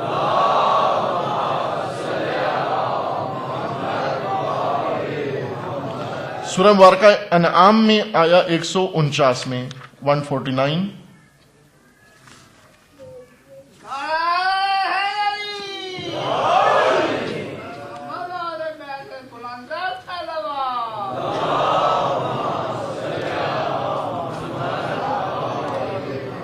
اس آیت شریفہ کی طرف بھی غور فرمائیے گا. یہ اس سورہ نساء کی آیت سے زیادہ بات کو ذرا آگے لے جا رہی ہے, تھوڑا سا اور آگے بات کو بڑھا رہی ہے. یہ آیت حجت ہی کی آیت ہے. آیا 148 اور 149 میں سَيَقُولُ الَّذِينَ أَشْرَكُوا لَوْ شَاءَ اللَّهُ مَا أَشْرَكْنَا. مشرکین یہ کہیں گے, سَيَقُولُ ان قریب. اے رسول متوجہ رہنا, چونکہ قرآن مجید نے رسول اللہ کو پہلے سے بتا دیا کہ کافرانہ طرز تفکر کیا ہے, منافقانہ طرز تفکر کیا ہے, مومنانہ طرز تفکر کیا ہے. اور ہمیں کافر و مومن و منافق کی پہچان اس وقت ہوگی جب طرز تفکر کفر و شرک و منافق و ایمان سے آگاہ ہو جائیں. جب تک اس طرز تفکر سے ہم آشنا نہیں ہوتے, منافق اور مومن کی پہچان بہت دشوار ہے, خصوصاً منافق کی پہچان. قرآن نے منافق کا طرز فکر, انداز فکر ذکر کرایا ہے. رسول اللہ کو بتایا کہ آپ مشاہدہ کریں گے کہ اس طرح سے باتیں کریں گے منافق. جو بھی اس طرح سے بات کرے سوچے جان لو وہ منافق ہے. کوڈ ہوتے ہیں, آپ کے پاس کوڈ ہونے چاہیے. قرآن مجید نے ہمیں کوڈ دیے ہیں, ائمہ معصومین نے کوڈ دیے ہیں ہمیں مومنین کو کہ یہ کوڈ ہیں آپ کے پاس. اب ہم نے الگ کوڈ بنائے ہوئے ہیں اپنے مومن ہونے کے یا اپنے کسی بھی طبقے سے تعلق رکھنے کے, لیکن قرآنی کوڈ, دینی کوڈ, ائمہ معصومین کے دیے ہوئے کوڈ وہ بھی ہمارے پاس ہیں. کیا کوڈ ہیں ائمہ معصومین کے؟ خداوند تبارک و تعالیٰ نے فرمایا سَيَقُولُ الَّذِينَ أَشْرَكُوا. یہ طرز تفکر مشرکانہ ہے, کافرانہ ہے, کسی کی زبان سے بھی جاری ہو سمجھ لو وہ مشرک ہے. سَيَقُولُ الَّذِينَ أَشْرَكُوا, جو مشرک ہیں وہ یہ کہیں گے آپ کو, بعد میں کہیں گے. ممکن ہے کسی جگہ آپ کا پالا پڑے ان سے تو وہ یوں کہیں گے لَوْ شَاءَ اللَّهُ مَا أَشْرَكْنَا. اگر خدا کی مشیت نہ ہوتی تو ہم کیوں مشرک ہوتے؟ یہ جو کام مشرکانہ ہم کر رہے ہیں, اگر اللہ اس پہ راضی نہیں ہے, اگر اللہ کی مشیت اور رضا نہیں ہے تو پھر ہم کیوں کر رہے ہیں؟ وہ اللہ کی تو قدرت ہے, نہ کرنے دے ہمیں, قادر ہے نا اللہ. خوب جب اللہ قادر ہے اور پھر بھی دیکھ رہا ہے, ہم ایک عمل کر رہے ہیں وہ دیکھ رہا ہے, ہمیں روک سکتا ہے لیکن روکتا نہیں ہے. یہی جو نہیں روکتا تو اس کا مطلب ہے راضی ہے, ٹھیک ہے, ورنہ روک لے. اگر غلط ہے تو روک دے.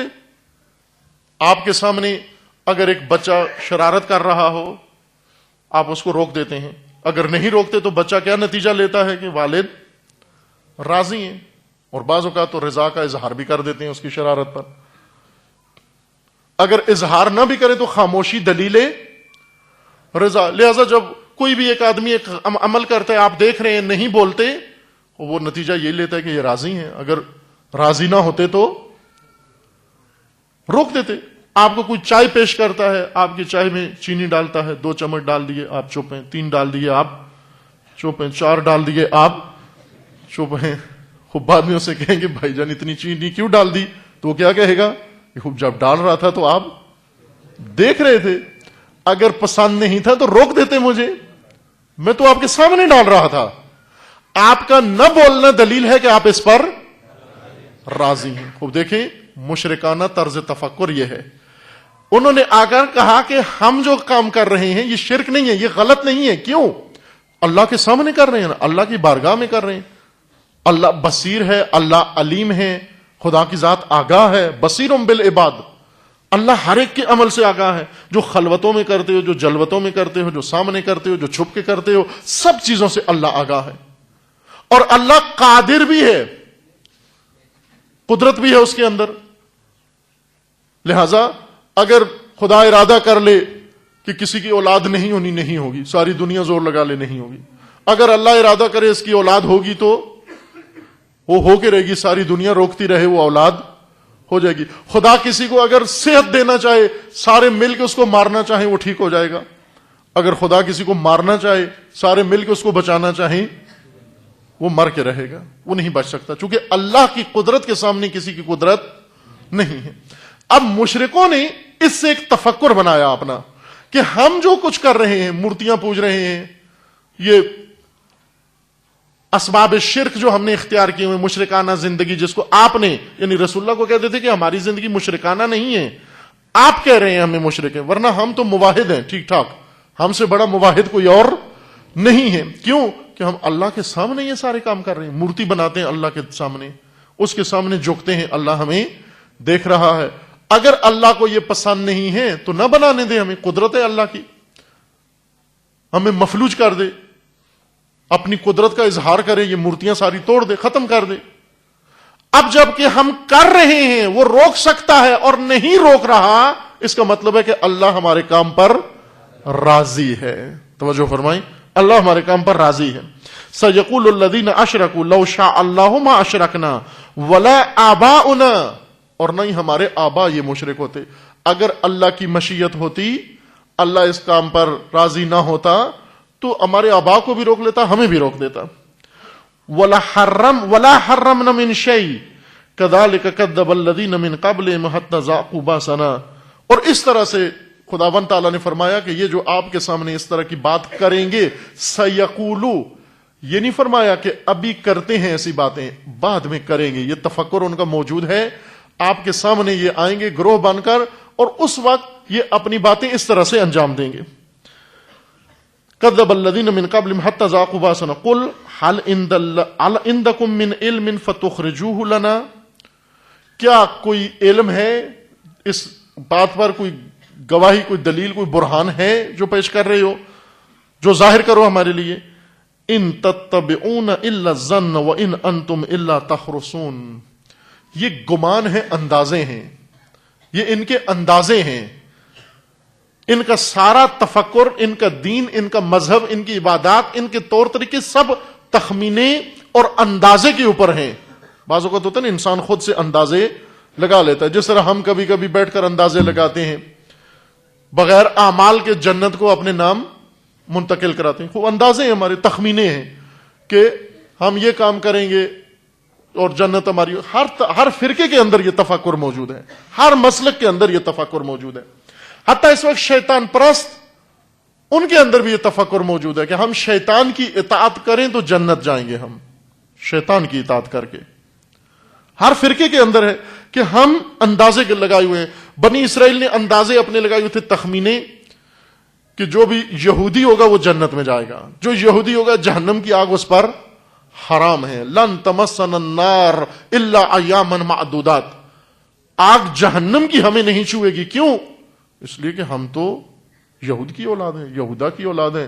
یہودا یعقوب کی اولاد ہے، یعقوب اسحاق کی اولاد ہے، وہ اسحاق ابراہیم کی اولاد ہے. ہم نبی زادے، ہم امام زادے، ہم جہنم میں جائیں گے. جہنم کی آگ ہمارے لیے حرام ہے. قرآن نے فرمایا یہ صرف تمہارے تخمینے ہیں، یہ سارے تمہارے اندازے ہیں. جس طرح بعض لوگ ہوتے ہیں ان کا تخمینہ ہے، اندازہ ہے، کہتے ہیں جی ہم ٹریفک کے سگنل توڑتے ہیں، مولا بچاتے ہیں ہمیں. وہ اندازہ ہے تمہارا، تخمینہ ہے تمہارا. پھر دوسرے دن اسپتال پڑے ہوتے ہیں، اس وقت نہیں کہتے کہ اب ایکسیڈنٹ ہوتا ہے، مر گئے. کہتے ہیں تقدیر تھی، لکھا ہوا یہی تھا، قسمت میں یہی لکھا ہوا تھا. قسمت میں نہیں لکھا ہوا تھا، خود ٹیڑھی قسمت تم نے چنی ہے، قانون کی خلاف ورزی کر کے اپنے غلط اندازوں اور تخمینوں کی وجہ سے مر گئے ہو تم. اندازوں پر دین نہ بنائیں، براہین پر دین بنائیں. فرمایا کہ یہ تمہارے اندازے ہیں فقط، یہ تم نے جو لگا رکھے ہیں. قل فللہ الحجۃ البالغہ فَلَوْ شَاءَ لَهَدَاكُمْ أَجْمَعِينَ. رسول اللہ کو خداوند تعالیٰ نے فرمایا کہ نبی قید و قل، ان کے جواب میں کہو. مشرکانہ طرز تفکر کا جواب کیا ہے؟ مشرکانہ و منافقانہ فکر کا انداز یہ ہے کہ یہ جو تم سب کچھ کر رہے ہو اور خدا تمہیں روکتا نہیں، خدا تمہیں ٹوکتا نہیں، تم بت بناتے ہو، شرک کرتے ہو، کفر کرتے ہو، غلطیاں کرتے ہو، گناہ کرتے ہو، جبرن تمہیں روکا نہیں جاتا، یہ دلیل نہیں ہے کہ خدا ان کاموں پر راضی ہے، بلکہ یہ قانون خدا ہے کہ خدا نے اپنی حجت تم پر تمام کر دی ہے. فَلِلَّهِ الْحُجَّةُ الْبَالِغَةُ. اور اگر اللہ جبرن ہدایت کرتا تو سب کو ہدایت کر لیتا، لیکن اللہ نے جبر کے بجائے اپنا نظام حجت قائم کیا ہے، حجت قائم کر کے لوگوں کو ہدایت کرتا ہے. یعنی تمہارے پاس اللہ نے حجت قائم کر دی ہے، اس حجت کے ہوتے ہوئے ان اعمال کا جواز نہیں ہے، بغیر جواز کے یہ کام کر رہے ہو. یہاں مغالطہ ہے. جس طرح اب وکلا اگر ہیں مجلس میں تو ان سے معذرت کے ساتھ، جس طرح وکلا جاتے ہیں عدالت میں ایک دوسرے کے خلاف جب جرح کرتے ہیں تو اسی طرح کے مغالطے کرتے ہیں، مغالطوں کے ذریعے سے کیس کو گھماتے ہیں، جج کے ذہن کو گھماتے ہیں، سارا کسی طرح سے اپنی مدعی یا اپنے موکل کی فیور میں فیصلہ لینے کے لیے گھماتے رہتے ہیں بات. مغالطہ کرنا فن ہے. وکالت کے اندر جو سب سے بڑا مغالطہ کرنے کا ماہر ہوگا وہ سب سے بڑا وکیل ہوگا، سب سے بڑا وکیل ہوگا. یہ مغالطہ کرتے ہیں مشرکین و منافقین کہ جو کچھ ہم کر رہے ہیں یہ درست ہے. کیوں؟ جس طرح سے بعض لوگ ہیں کہتے ہیں جی ہم جو کر رہے ہیں درست ہے، کیونکہ امام زمانہ دیکھ رہے ہیں اگر ہم غلط کر رہے ہیں تو امام آ جاتے، آ کر غلط ہمیں روک دیتے امام زمانہ. انہیں یہ نہیں معلوم کہ یہ منافقانہ مغالطہ ہے، یہ مشرکانہ مغالطہ ہے. چونکہ قرآن نے ذکر کیا کہ یہ مشرک یہی باتیں کرتے تھے، منافق یہی باتیں کرتے تھے کہ امام زمانہ کے ہوتے ہوئے ہم جو کر رہے ہیں وہ درست کر رہے ہیں. عزیز من، امام زمانہ نے مداخلت نہیں کرنی. کیوں نہیں کرنی؟ چونکہ امام زمانہ کو خداوند تبارک و تعالیٰ نے ایک جبری ہادی بنا کر نہیں مقرر کیا بلکہ اپنی حجت بنا کر مقرر کیا ہے. حجت کا معنی یہ ہوتا ہے کہ اس کے ہوتے ہوئے تم جو اعمال کر رہے ہو ان کا جواز خدا کا عدم قرار دیتا ہے.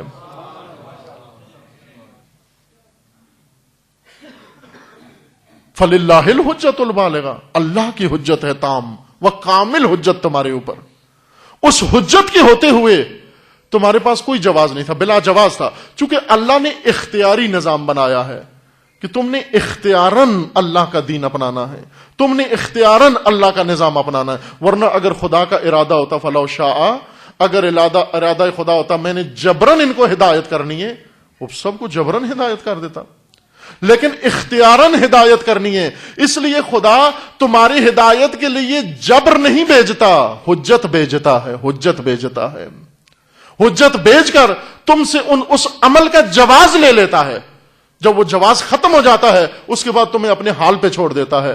اگر حجت کے ہوتے ہوئے خلاف ورزی کرو جرم سمجھا جائے گا، اگر حجت کے ہوتے ہوئے اس خلاف کو چھوڑ کر اللہ کے نظام کے تحت آ جاؤ اس کو اطاعت کہا جائے گا، حجت کی پیروی کہا جائے گا. فَلِلَّهِ الْحُجَّةُ الْبَالِغَةُ. اللہ کی حجت تمام ہے لوگوں کے اوپر. یہ آئین، آسمانی کتابیں، ائمہ معصومین، ہر چیز جو خدا نے حجت بنا کر تمہارے سامنے پیش کی ہے، اس کے ہوتے ہوئے ہر طرح کی زندگی کا جواز ختم ہو جاتا ہے. عزیز من، حجتیں خدا کی مختلف ہیں، درجات ہیں. کربلا و حسین حجت عظمائے خدا ہے. سید الشہداء نے ہر طرح کی منافقانہ زندگی، مشرکانہ زندگی، غیر دینی زندگی، باغیانہ زندگی، ظالمانہ زندگی، مصلحت پسندانہ زندگی، بزدلانہ زندگی، ہر قسم کی زندگی کا جواز لوگوں سے حسین نے لے لیا ہے. اب کربلا کے بعد کسی کو حق نہیں بنتا وہ نظام ستم کے ساتھ سمجھوتا کر کے رہے.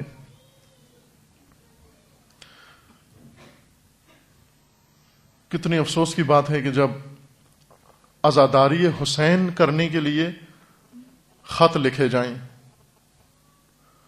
امریکہ امبیسی کو خط لکھے جائیں کہ پیروان حسین ابن علی پاکستان میں خطرے میں ہیں، دہشت گردی کا خطرہ ہے، اس خطرے سے بچنے کے لیے، ان کے جلوسوں کی پروٹیکشن کے لیے، ان کے عزاداریوں کی پروٹیکشن کے لیے، مجالس کی پروٹیکشن کے لیے امریکی امبیسی وسائل مہیا کرے تاکہ عزاداران حسین ابن علی کا ذکر کر سکیں، ماتم کر سکیں۔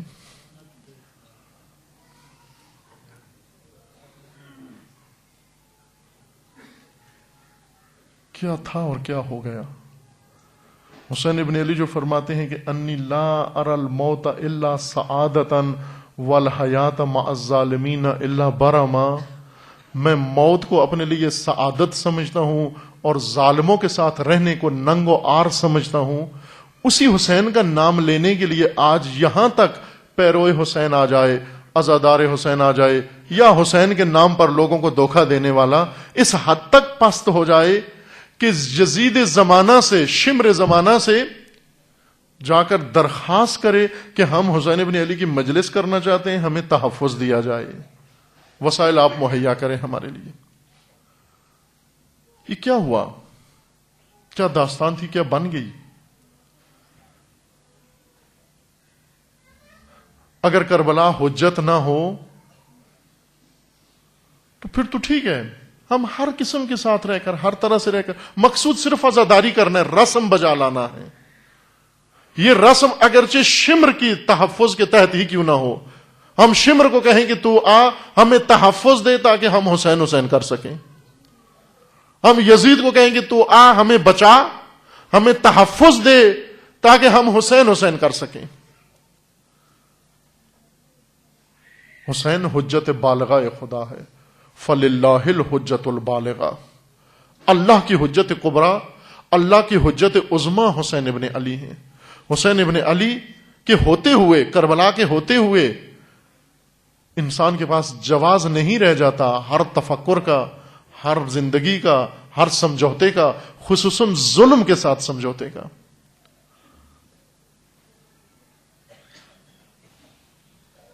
کربلا رسم بنا دی ہم نے، کربلا کو حجت نہیں سمجھا۔ ایک بزرگ عالم دین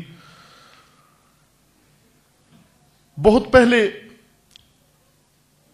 ایک سوال طالب علمانہ ذہن میں آیا کہ سیرت معصومین ہمارے پاس بعنوان منبع دین نہیں ہے، سیرت معصومین کو منبع نہیں سمجھتے ہم دین کے لیے۔ یہ بزرگ عالم دین بعد میں ان سے سنا، کہنے لگے کہ بہت قبل نجف میں میرے ذہن میں یہی سوال آیا تھا کہ سیرت معصومین ہمارے مذہب کے اندر یا ہمارے تفکر کے اندر بعنوان منبع دین نہیں ہے۔ وہ طالب علمانہ سوال ہمیشہ یہ تھا کہ ہم آیات و احادیث کو منبع قرار دیتے ہیں لیکن سیرت کیوں منبع نہیں ہے؟ مثلا کتنے فتاوی ہیں جن کے پیچھے دلیل حسین ابن علی کا عمل ہے، سیرت سید الشہداء علیہ السلام ہے، جستجو کر کے دیکھیں ایک بھی فتویٰ ایسا نہیں ہے کہ جس کے پیچھے فتویٰ کے اوپر دلیل حسین ابن علی کا عمل ہو۔ جب ہم کہتے ہیں حسین ابن علی حجت خدا ہیں تو کیا حجت خدا کا عمل اسلامی فتویٰ کی دلیل نہیں بن سکتا؟ نہیں فتویٰ دیا جا سکتا کہ معصوم نے، حجت خدا نے و امام نے جب یہ کیا ہے، یہ اسلام کا حکم ہے، اسلام کا واجب ہے۔ یہ تاکہ ایک فقی ایسے پیدا ہوئے جنہوں نے آ کر سیرت کو اپنے لیے منبع دین چنا اور سیرت کے اوپر آ کر فتویٰ بھی دیا اور عمل بھی کیا۔ امام خمینی رضوان اللہ تعالی علیہ نے زندہ ہے خمینی، زندہ ہے، زندہ ہے خمینی، زندہ ہے، سید کی شکل میں زندہ ہے، رہبر کی شکل میں زندہ ہے، آقا کی شکل میں زندہ ہے، آقا کی شکل میں زندہ ہے۔ آ کر سیرت سید الشہداء کو اپنے لیے اسوہ بنایا اور امام نے فرمایا ما ہرچ داریم السید الشہداء داریم. امام خمینی فرماتے ہیں کہ جو کچھ ہمارے پاس ہے یہ حسین ابن علی سے لیا ہے، یہ حسین ابن علی سے لیا ہے. اگر کسی شخصیت نے امام حسین و کربلا کو حجت خدا مانا ہے، امام خمینی کیوں تمام علماء سے الگ منفرد ہو کر یہ عمل شروع کیا، یہ حرکت شروع کی؟ اس لیے کہ امام خمینی نے دیکھا کہ حسین حجت ہے، کربلا حجت ہے، عاشورہ حجت ہے. یعنی عاشورہ غیر عاشورائی غیر عاشورائی تفکر، غیر عاشورائی عمل کے علاوہ ہر قسم کے عمل کا جواز کربلا چھین رہی ہے ہم سے. کوئی جواز نہیں رہتا. امام خمینی نے اس لیے فرمایا کہ جو کچھ ہے کربلا کا نتیجہ ہے. اگر کربلا نہ ہوتی ہم 1000 طرز زندگی اپنا سکتے تھے، لیکن کربلا نے 1000 طرز زندگی کا لائسنس باطل کر کے فقط ایک طرز زندگی ہمارے سامنے رکھی ہے. لہذا سید الشہداء علیہ السلام کو جب اپنے ہمدرد و خیرخواہ آ کر مشورہ دیتے تھے کہ اے حسین، ہم آپ کو بتاتے ہیں کہ زندگی کیسے، جان کیسے بچا سکتے ہو. حسین ابن علی جب ان کی باتیں سنتے، مکہ میں آ کر بہت بڑی بڑی جید شخصیات، جہان اسلام کی صحابی آ کر سید الشہداء کو کہتے کہ ہم آپ کو بتاتے ہیں کس طرح سے آپ جان بچا سکتے ہیں، ہم سمجھوتے کے راستے آپ کو بتاتے ہیں. سید الشہداء نے ان کی باتیں سنی اور سن کر کیا فرمایا؟ اف لہذا الکلام، تف ہو تمہاری باتوں پر، تف ہو تمہارے انداز فکر پر، تف ہو تمہاری سوچ پر، تف ہو تمہارے انداز تفکر پر و طرز عمل پر. مجھے کیا سکھا رہے ہو کہ میں یہاں پر جان بچاؤں؟ دیکھتے نہیں؟ الا ترون الی الحق لا یعمل بہ والی الباطل لا یتناہی عن. کیا دیکھتے نہیں ہو کہ حق پر عمل نہیں ہو رہا، باطل سے رکا نہیں جا رہا، اور ایسے میں تم آ کر مجھے مشورے دے رہے کہ جان کیسے بچاؤں؟ امام فرماتے ہیں میرے پاس جان بچانے کے 1000 راستے ہیں، جن راستوں سے تم آشنا ہو میں بھی آشنا ہوں، بلکہ ان سے بہتر آشنا ہوں تم سے، لیکن میں صرف ایک راستہ ڈھونڈ رہا ہوں، جان دینے کا راستہ ڈھونڈ رہا ہوں. جان بچانے کے 1000 شہر ہیں، جان دینے کا ایک شہر ہے. میں مکہ میں بھی جان بچا سکتا ہوں، میں مدینہ میں جان بچا سکتا ہوں، میں یمن میں جان بچا سکتا ہوں، لیکن خدا نے جان دینے کے لیے میرے لیے کربلا مقرر کی ہے.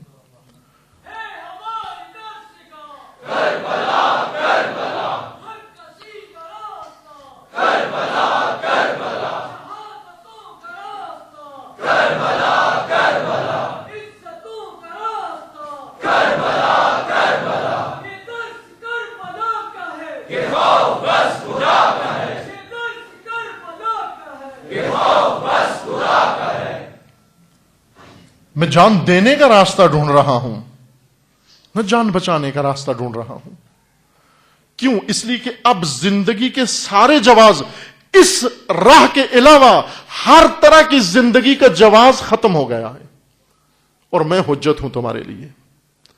تم آ کر حجت کو اپنی راہ سے ہٹا رہے ہو، حجت کو آ کر اپنی راہ سے ہٹا رہے ہو، جبکہ تمہیں کیا چاہیے تھا کہ حسین ابن علی حجت ہے، یعنی حسین کے طرز عمل کو دیکھ کر تم اپنی زندگیوں پہ نظر ثانی کرو، ان کو بدلو، وہ سمجھوتے کالعدم قرار دو، ظالمین کے نظام میں نگاہیں جھکا کے رہنے کو اور ذلت کے ساتھ رہنے کو تبدیل کرو، اور عزت کے ساتھ مرنے کا راستہ انتخاب کر لو. تمہیں چاہیے تھا حجت کو معیار قرار دو، آ کر حجت کو اپنے راستے سے ہٹانا چاہتے ہو.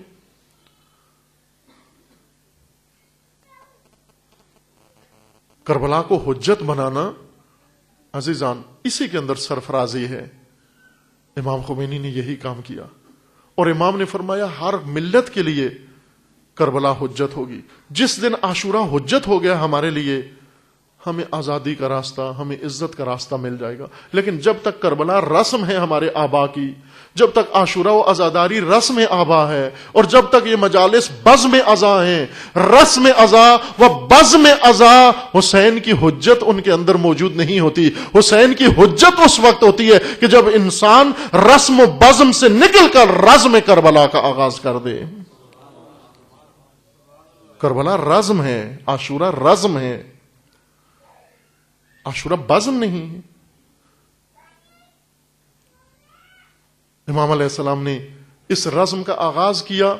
بہت مدینہ سے چلے تو فرمایا کہ مجھے اپنی شہادت گاہ معلوم ہے, مجھے اپنا مقتل معلوم ہے, مجھے وہ لحظہ بھی معلوم ہے جس میں میں شہید ہو جاؤں گا. امام کو پتا تھا کہ میں مکہ میں شہید نہیں ہوں گا, امام کو معلوم تھا کہ میں کوفہ میں شہید نہیں ہوں گا, میں کوفہ جاؤں گا بھی نہیں, لیکن پھر بھی امام نے ارادہ کیا کوفہ جانے کا. کیوں ارادہ کیا؟ اتمام حجت کے لیے. ایک طرف سے امام فرما رہے ہیں میں کربلا میں شہید ہوں گا, دوسری طرف سے مکہ سے کوفہ روانہ ہو رہے ہیں. جب آپ کو معلوم ہے کربلا میں شہید ہوں گا تو کوفہ کیوں جا رہے ہیں؟ اس لیے کہ حسین حجت خدا ہیں, حسین حجت خدا ہیں. حسین نے ہر قدم پر حجت تمام کرنی ہے. حسین حجت بالغہ خدا ہیں. حسین مکہ گئے اتمام حجت کے لیے, حسین کوفہ گئے اتمام حجت کے لیے, کوفہ کا راستہ چھوڑا اتمام حجت کے لیے, کربلا گئے اتمام حجت کے لیے. اور سید الشہداء نے اتمام حجت کے لیے جو ایک اہم قدم اٹھایا, اپنا سفیر بھیجا کوفہ کے اندر, اتمام حجت کے لیے بھیجا. سید الشہداء کو معلوم تھا کوفی کیا ہے.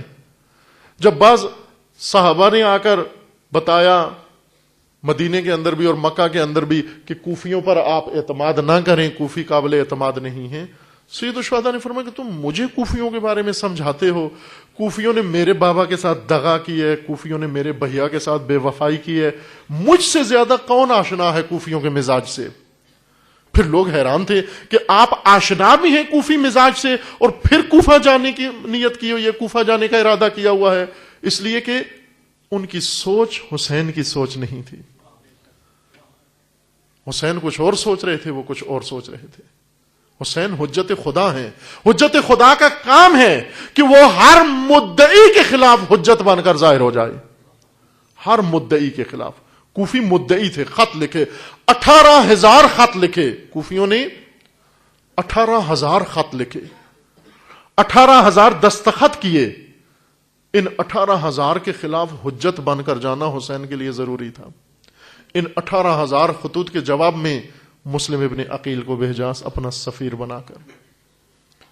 معلوم تھا یہ 18,000 جھوٹ ہے, معلوم تھا یہ 18,000 دھوکہ ہے, معلوم تھا یہ 18,000 پرفریب لوگ ہیں, 1000 چہرہ لوگ ہیں, نئے رنگ باز لوگ ہیں, مکار لوگ ہیں, بے وفا لوگ ہیں.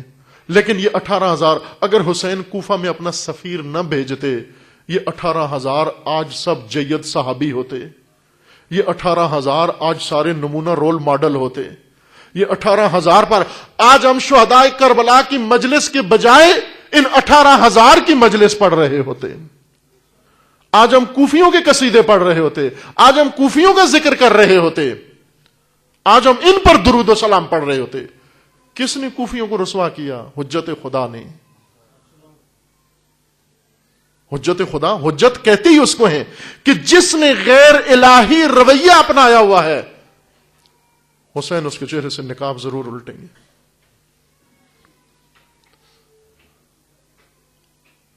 جناب مسلم کو بھیجا خط دے کر, کوفیوں کے نام پیغام دے کر, اور فرمایا کہ مجھے تمہارے خطوط مل گئے ہیں, میں نے وصول کر لیے ہیں, یہ میرے نمائندہ و سفیر ہیں, ان کے ہاتھ پر بیعت کرو, اور یہ مجھے آپ کی وفاداری و بیعت کی جو خبر دیں گے اس کے مطابق میں اگلا فیصلہ کروں گا.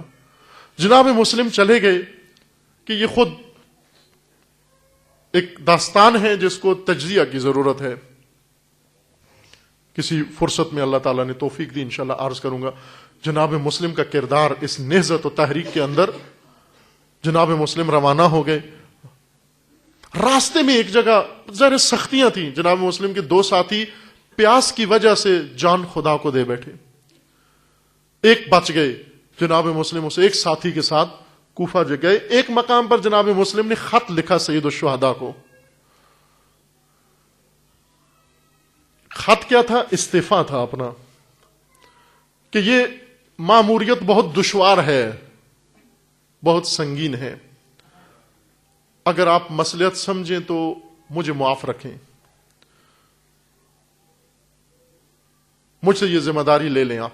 امام علیہ السلام نے فوراً قاصد بھیجا اور ذرا سخت جواب دیا. امام علیہ السلام نے فرمایا کہ مجھے لگتا ہے کہ آپ اس ماموریت سے گھبرا گئے, خوف آ گیا ہے آپ کے دل میں.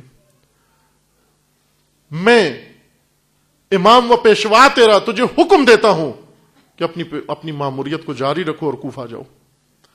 جب جناب مسلم کو دوبارہ امام کا خط ملا, پرعزم ہو کر روانہ ہوئے. جناب مسلم کا بہت اہم رول ہے. سید الشہداء علیہ السلام کے ساتھ جناب مسلم کا رابطہ وہی تھا جو علی کا رابطہ رسول اللہ کے ساتھ تھا. بہت ارجمند شخصیت ہے یہ مسلم, بہت. ہم صرف مسلم کی شہادت سے آشنا ہیں, مسلم کے کردار کبھی نہیں پڑھا, ہم نے پیش نہیں کیا گیا. سید الشہداء نے پوری عمر میں مسلم کو اہم ترین ماموریتیں و خطرناک ترین کام جناب مسلم کے حوالے کیے. بابصیرت ترین بنو ہاشم میں سے بابصیرت ترین ایک شخصیت جناب مسلم تھے, شجاع ترین شخصیت جناب مسلم تھے, سیاست مدار ترین شخصیت جناب مسلم تھے. جہاں بھی سید الشہداء کو اپنا نمائندہ بنا کر بھیجنے کی ضرورت ہوتی, جناب مسلم کو نمائندہ بنا کر بھیجتے. اور یہ فرماتے, حالانکہ جناب مسلم سے زیادہ بڑے سینئر موجود تھے, عبداللہ ابن عباس موجود تھے, لیکن کبھی بھی ایک دفعہ بھی سید الشہداء نے عبداللہ ابن عباس کو کبھی نمائندہ بنا کر نہیں بھیجا. وہ بہت بزرگ تھے, ہمیشہ مسلم کو بنا کر بھیجتے تھے نمائندہ. اتنا اعتماد تھا جناب مسلم پر. اور یہ اہم ترین و سب سے پرخطر ماموریت کوفہ جانا, یہ بھی جناب مسلم کو سونپی اور تمام ہدایات کر کے روانہ کیا. جناب مسلم پہنچ گئے کوفہ کے اندر. امام علیہ السلام نے, سید الشہداء علیہ السلام نے مفصل رہنمائی کی کہ کیا کرنا, کہاں سے کوفہ میں داخل ہونا, کس کے گھر میں جانا, وہاں جا کر رہنا کیسے, لوگوں کے ساتھ بات چیت کیسے کرنا, بیعت کا سلسلہ کیسے شروع کرنا, لوگوں کو آزمانا کیسے, لوگوں کو چیک کیسے کرنا. یہ سب کچھ دقیق رہنمائی سید الشہداء علیہ السلام نے فرمائی. اور جناب مسلم نے ہو بہو وہی کام کیا. منہ بہ منہ جا کر امام علیہ السلام کی وصیتوں پر عمل کرتے ہوئے گئے, سیدھا مختار ثقفی کے گھر میں جا کر قیام کیا. لیکن کچھ عرصے کے بعد نتیجہ لیا کہ یہ گھر میرے لیے مناسب نہیں ہے. وہاں سے منتقل ہو گئے ہانی ابن عروہ کے گھر میں, اور وہاں جا کر اپنی نہضت و تحریک کو جاری رکھا. بہرکیف یہ ماجرا جاری رہا تائیں کہ کوفیوں کی اپنی اصالت ظاہر ہو گئی. عزیزان من, عبید اللہ جب کوفہ میں جو دمشق کا نمائندہ تھا, گورنر یا حاکم, یہ تھا تو شامی, وہی تفکر رکھتا تھا, لیکن شخصیتی لحاظ سے اتنا صفاق نہیں تھا جتنا دمشق کو چاہیے تھا. جتنا بنو امیہ کو صفاق حاکم چاہیے تھا کوفہ کا, اتنی صفاقی وہ نہیں دکھا رہا تھا نعمان ابن بشیر. لہذا فوراً حکم دے کر نعمان ابن بشیر کو ہٹایا گیا. اور چونکہ نعمان ابن بشیر کی موجودگی میں مسلم گئے اور نہضت چلا رہے تھے, بیعت بھی لے رہے تھے اور لوگوں کی حمایت بھی لے رہے تھے. یہ اطلاع پہنچی شام تک کہ اگر کوفہ بچانا ہے تو اس کو ہٹا کر کوئی اور حاکم مقرر کرو. اس نے, یزید نے حکم دے کر بصرہ کا حاکم عبید اللہ ابن زیاد, اس کو بصرہ کی حکومت رہتے ہوئے وہ بھی تھی اس کے پاس, اور بصرہ کے ساتھ ساتھ اس کو کوفہ کا بھی حاکم مقرر کیا, اور فرمایا کہ بہت جلدی جا کر یہ شورش جو مسلم نے شروع کیا اس کو کچل دے جا کر. عبید اللہ آیا تنہا 2 آدمیوں کے ساتھ, اور ایک جو اس کا ساتھی تھا مریض تھا, وہ 2 آدمیوں کے ہمراہ, نہ لشکر لے کر, تنہا آیا نقاب اوڑھ کر کوفہ کے اندر. اور کوفیوں نے استقبال کیا بھرپور, چونکہ کوفی امام حسین علیہ السلام کے منتظر بیٹھے ہوئے تھے. یہ نقاب اوڑھ کے کوفہ کے اندر داخل ہوا, اور سب امام حسین سمجھ کر, مولا سمجھ کر جائے استقبال عبید اللہ کے لیے, اور نعرے لگانے لگے, مرحبا مرحبا کہنے لگے, زندہ باد زندہ باد کہنے لگے. نقاب کے نیچے انہیں معلوم نہیں تھا, چونکہ شناخت نہیں تھی امام کی, انہیں معلوم نہیں تھا یہ کون ہے. رات کے سناٹے میں عبید اللہ کا استقبال کیا بھرپور طریقے سے. عبید اللہ دیکھتا رہا, گھوڑا دوڑاتا رہا اپنا, اور پھر آخرکار اس نے نقاب الٹی اور اپنا تعارف کروایا کہ میں کون ہوں. یہ عبید اللہ کے نام سے آشنا تھے, انہیں معلوم تھا کتنا جلاد و صفاق ہے. جو ہی عبید اللہ نے نقاب الٹی, یہ الٹے قدموں سناٹا چھا گیا, اور الٹے قدموں اپنے گھروں کو لوٹ گئے, اور پھر اس کے بعد باہر نہیں نکلے, اور جناب مسلم کا ساتھ چھوڑ دیا. روایات مختلف ہیں کہ کتنے لوگوں نے جناب مسلم کے ہاتھ پر بیعت کی, بڑی تعداد ذکر کی گئی ہے. جناب مسلم نے جب عبید اللہ آ گیا اس وقت اپنی حکمت عملی تبدیل کی اور عام لوگوں سے ملنا چھوڑ دیا اور خواص کو اپنے گرد جمع کیا. یہاں پر ایک شخص عبید اللہ کی طرف سے مامور ہوا. توجہ کرنا کس طرح سے جناب مسلم کی تحریک اور نہضت مسلم اور کربلا کا پہلا ہراول سپاہی کس طرح سے شہید ہوا, کس قسم کا رول تھا اس کے اندر, یہ توجہ رکھنا, یہ بہت اہم ہے. ایک شخص کو انہوں نے, ماقل نامی شخص کو, جو عبید اللہ کا سپاہی تھا, اس نے پیسے دیے بہت سارے. ماقل کو پیسے دیے کہ تم جو اور مسلم کی تحریک کا حصہ بنو جا کر, اور یہ کہو کہ میں بھی بنو امیہ کے خلاف ہوں اور میں مسلم ابن عقیل کے ہاتھ پر بیعت کرتا ہوں امام حسین کے لیے, اور میں بھی انقلابی ہوں, موجودہ حکومت کے خلاف انقلاب میں بھی شامل ہوں. یہ پیسے لے کر مسجد کوفہ میں آ گیا اور مسجد کوفہ میں آ کر بڑی خضوع و خشوع سے نماز پڑھی. اس نے نماز میں رویا, آنسو بہائے, اتنا رویا کہ نمازیوں کی توجہ اس کی طرف چلی گئی کہ اتنا پارسا مومن جو سجدے میں رو رہا ہے, جو رکوع میں رو رہا ہے, جو قیام میں رو رہا ہے, جو سورہ میں رو رہا ہے, اور آنسو تھمتے ہی نہیں اس کے, سب کی توجہ گئی اس کی طرف.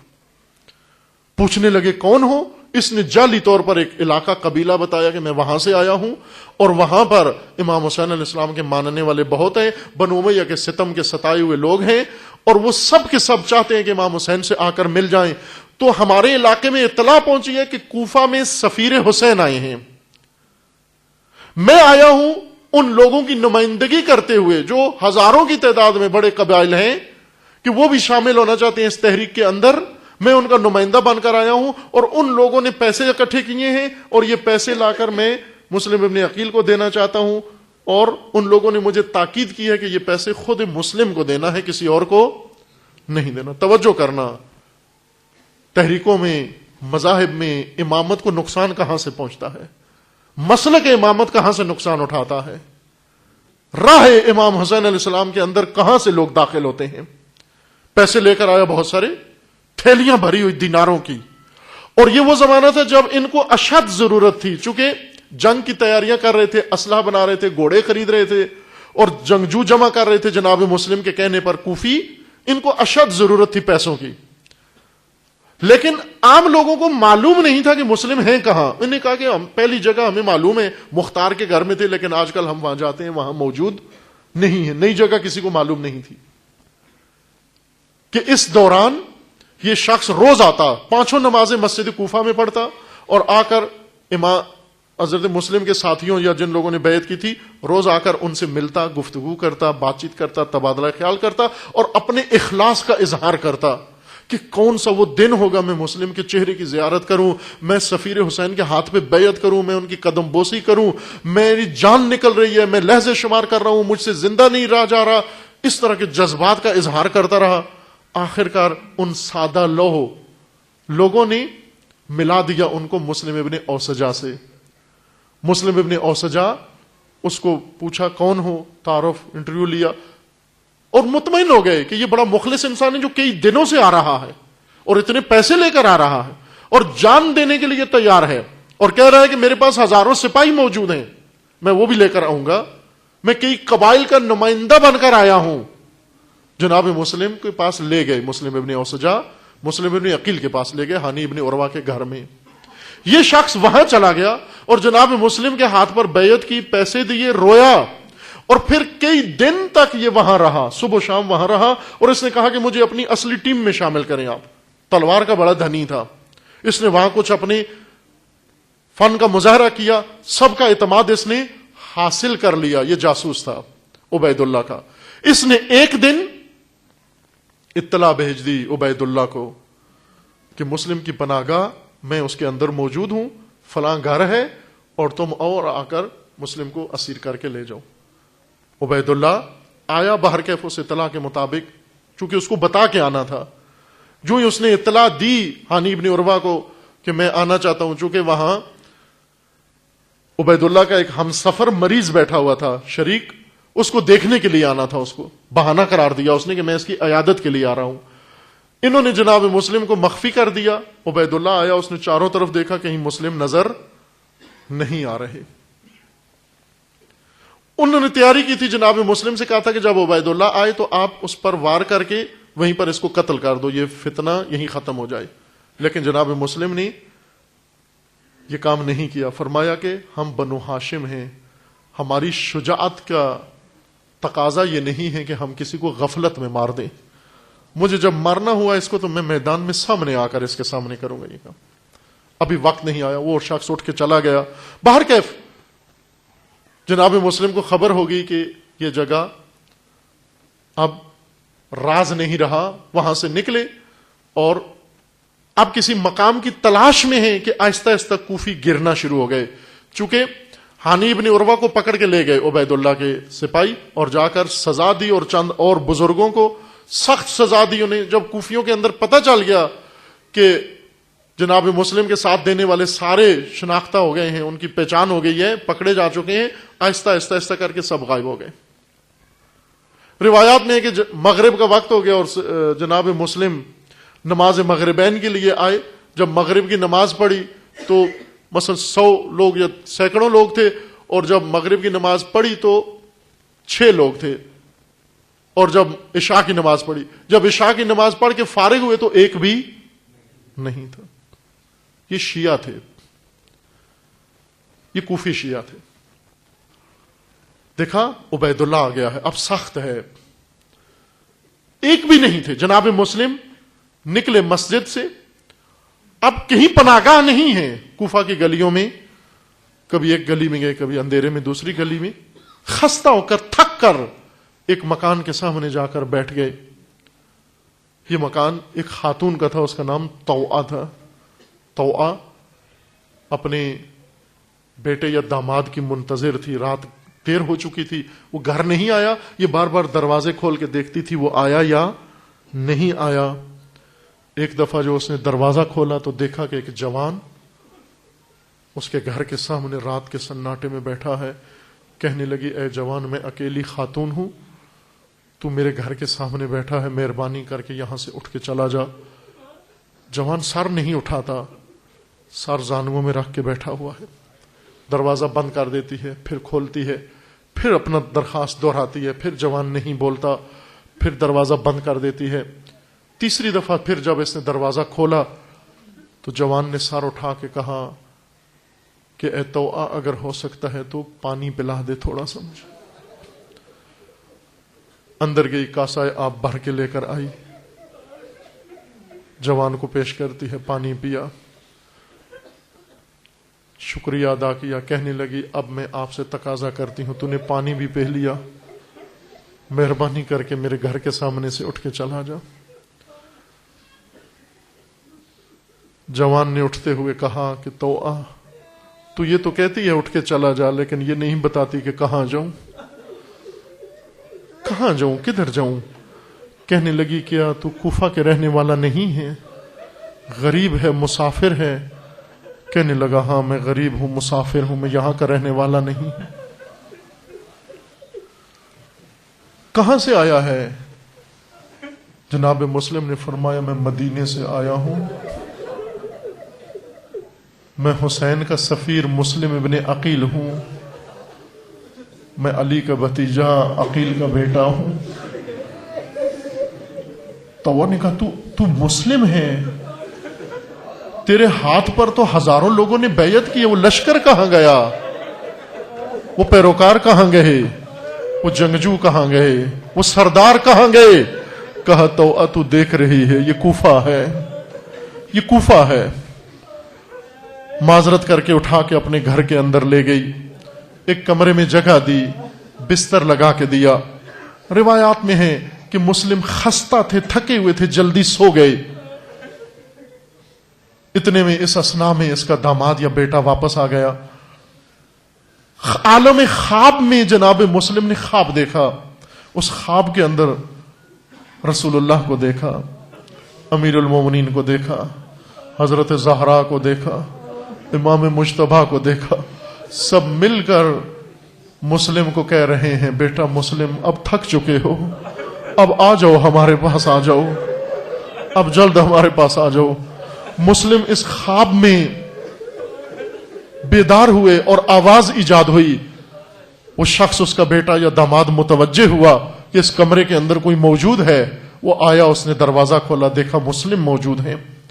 फौरन दौड़ा हुआ उबैदुल्लाह के पास गया और कहने लगा कि जिसकी तुझे तलाश है वो हमारे घर में मौजूद है। इस लईन ने एक दस्ता भेजा फौज का, मुस्लिम को असीर करके ले आओ।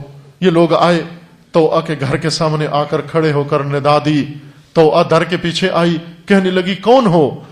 कहा मुस्लिम को हमारे हवाले कर दो। कहने लगी खबरदार, मुस्लिम मेरा मेहमान है, अगर तुम बेवफा हो, तुम मर्द बेवफा हो, मैं खातून हूं, मैं बेवफा नहीं हूं, मैं कभी मुस्लिम तुम्हारे हवाले नहीं कर सकती। अज़ादारो अजरुकुम रब्बुकुम। आपको मालूम है इन लाइनों ने क्या कहा? कहने लगे तौआ अगर दरवाजा नहीं खोलोगी हम घर को आग लगा देंगे, हम घर को आग लगा देंगे। बस ये जुमला निकलना था, मुस्लिम ने तौआ को दरवाजे से हटाया और दरवाजा खोलकर बाहर आ गए और तौआ को खिताब करके क्या कहा? ए तौआ, तू जानती नहीं है ये कौम जब आग लगाने का कहती है तो आग लगा देती है। मुस्लिम को मदीना याद आ गया, वो जलता हुआ दरवाजा याद आ गया।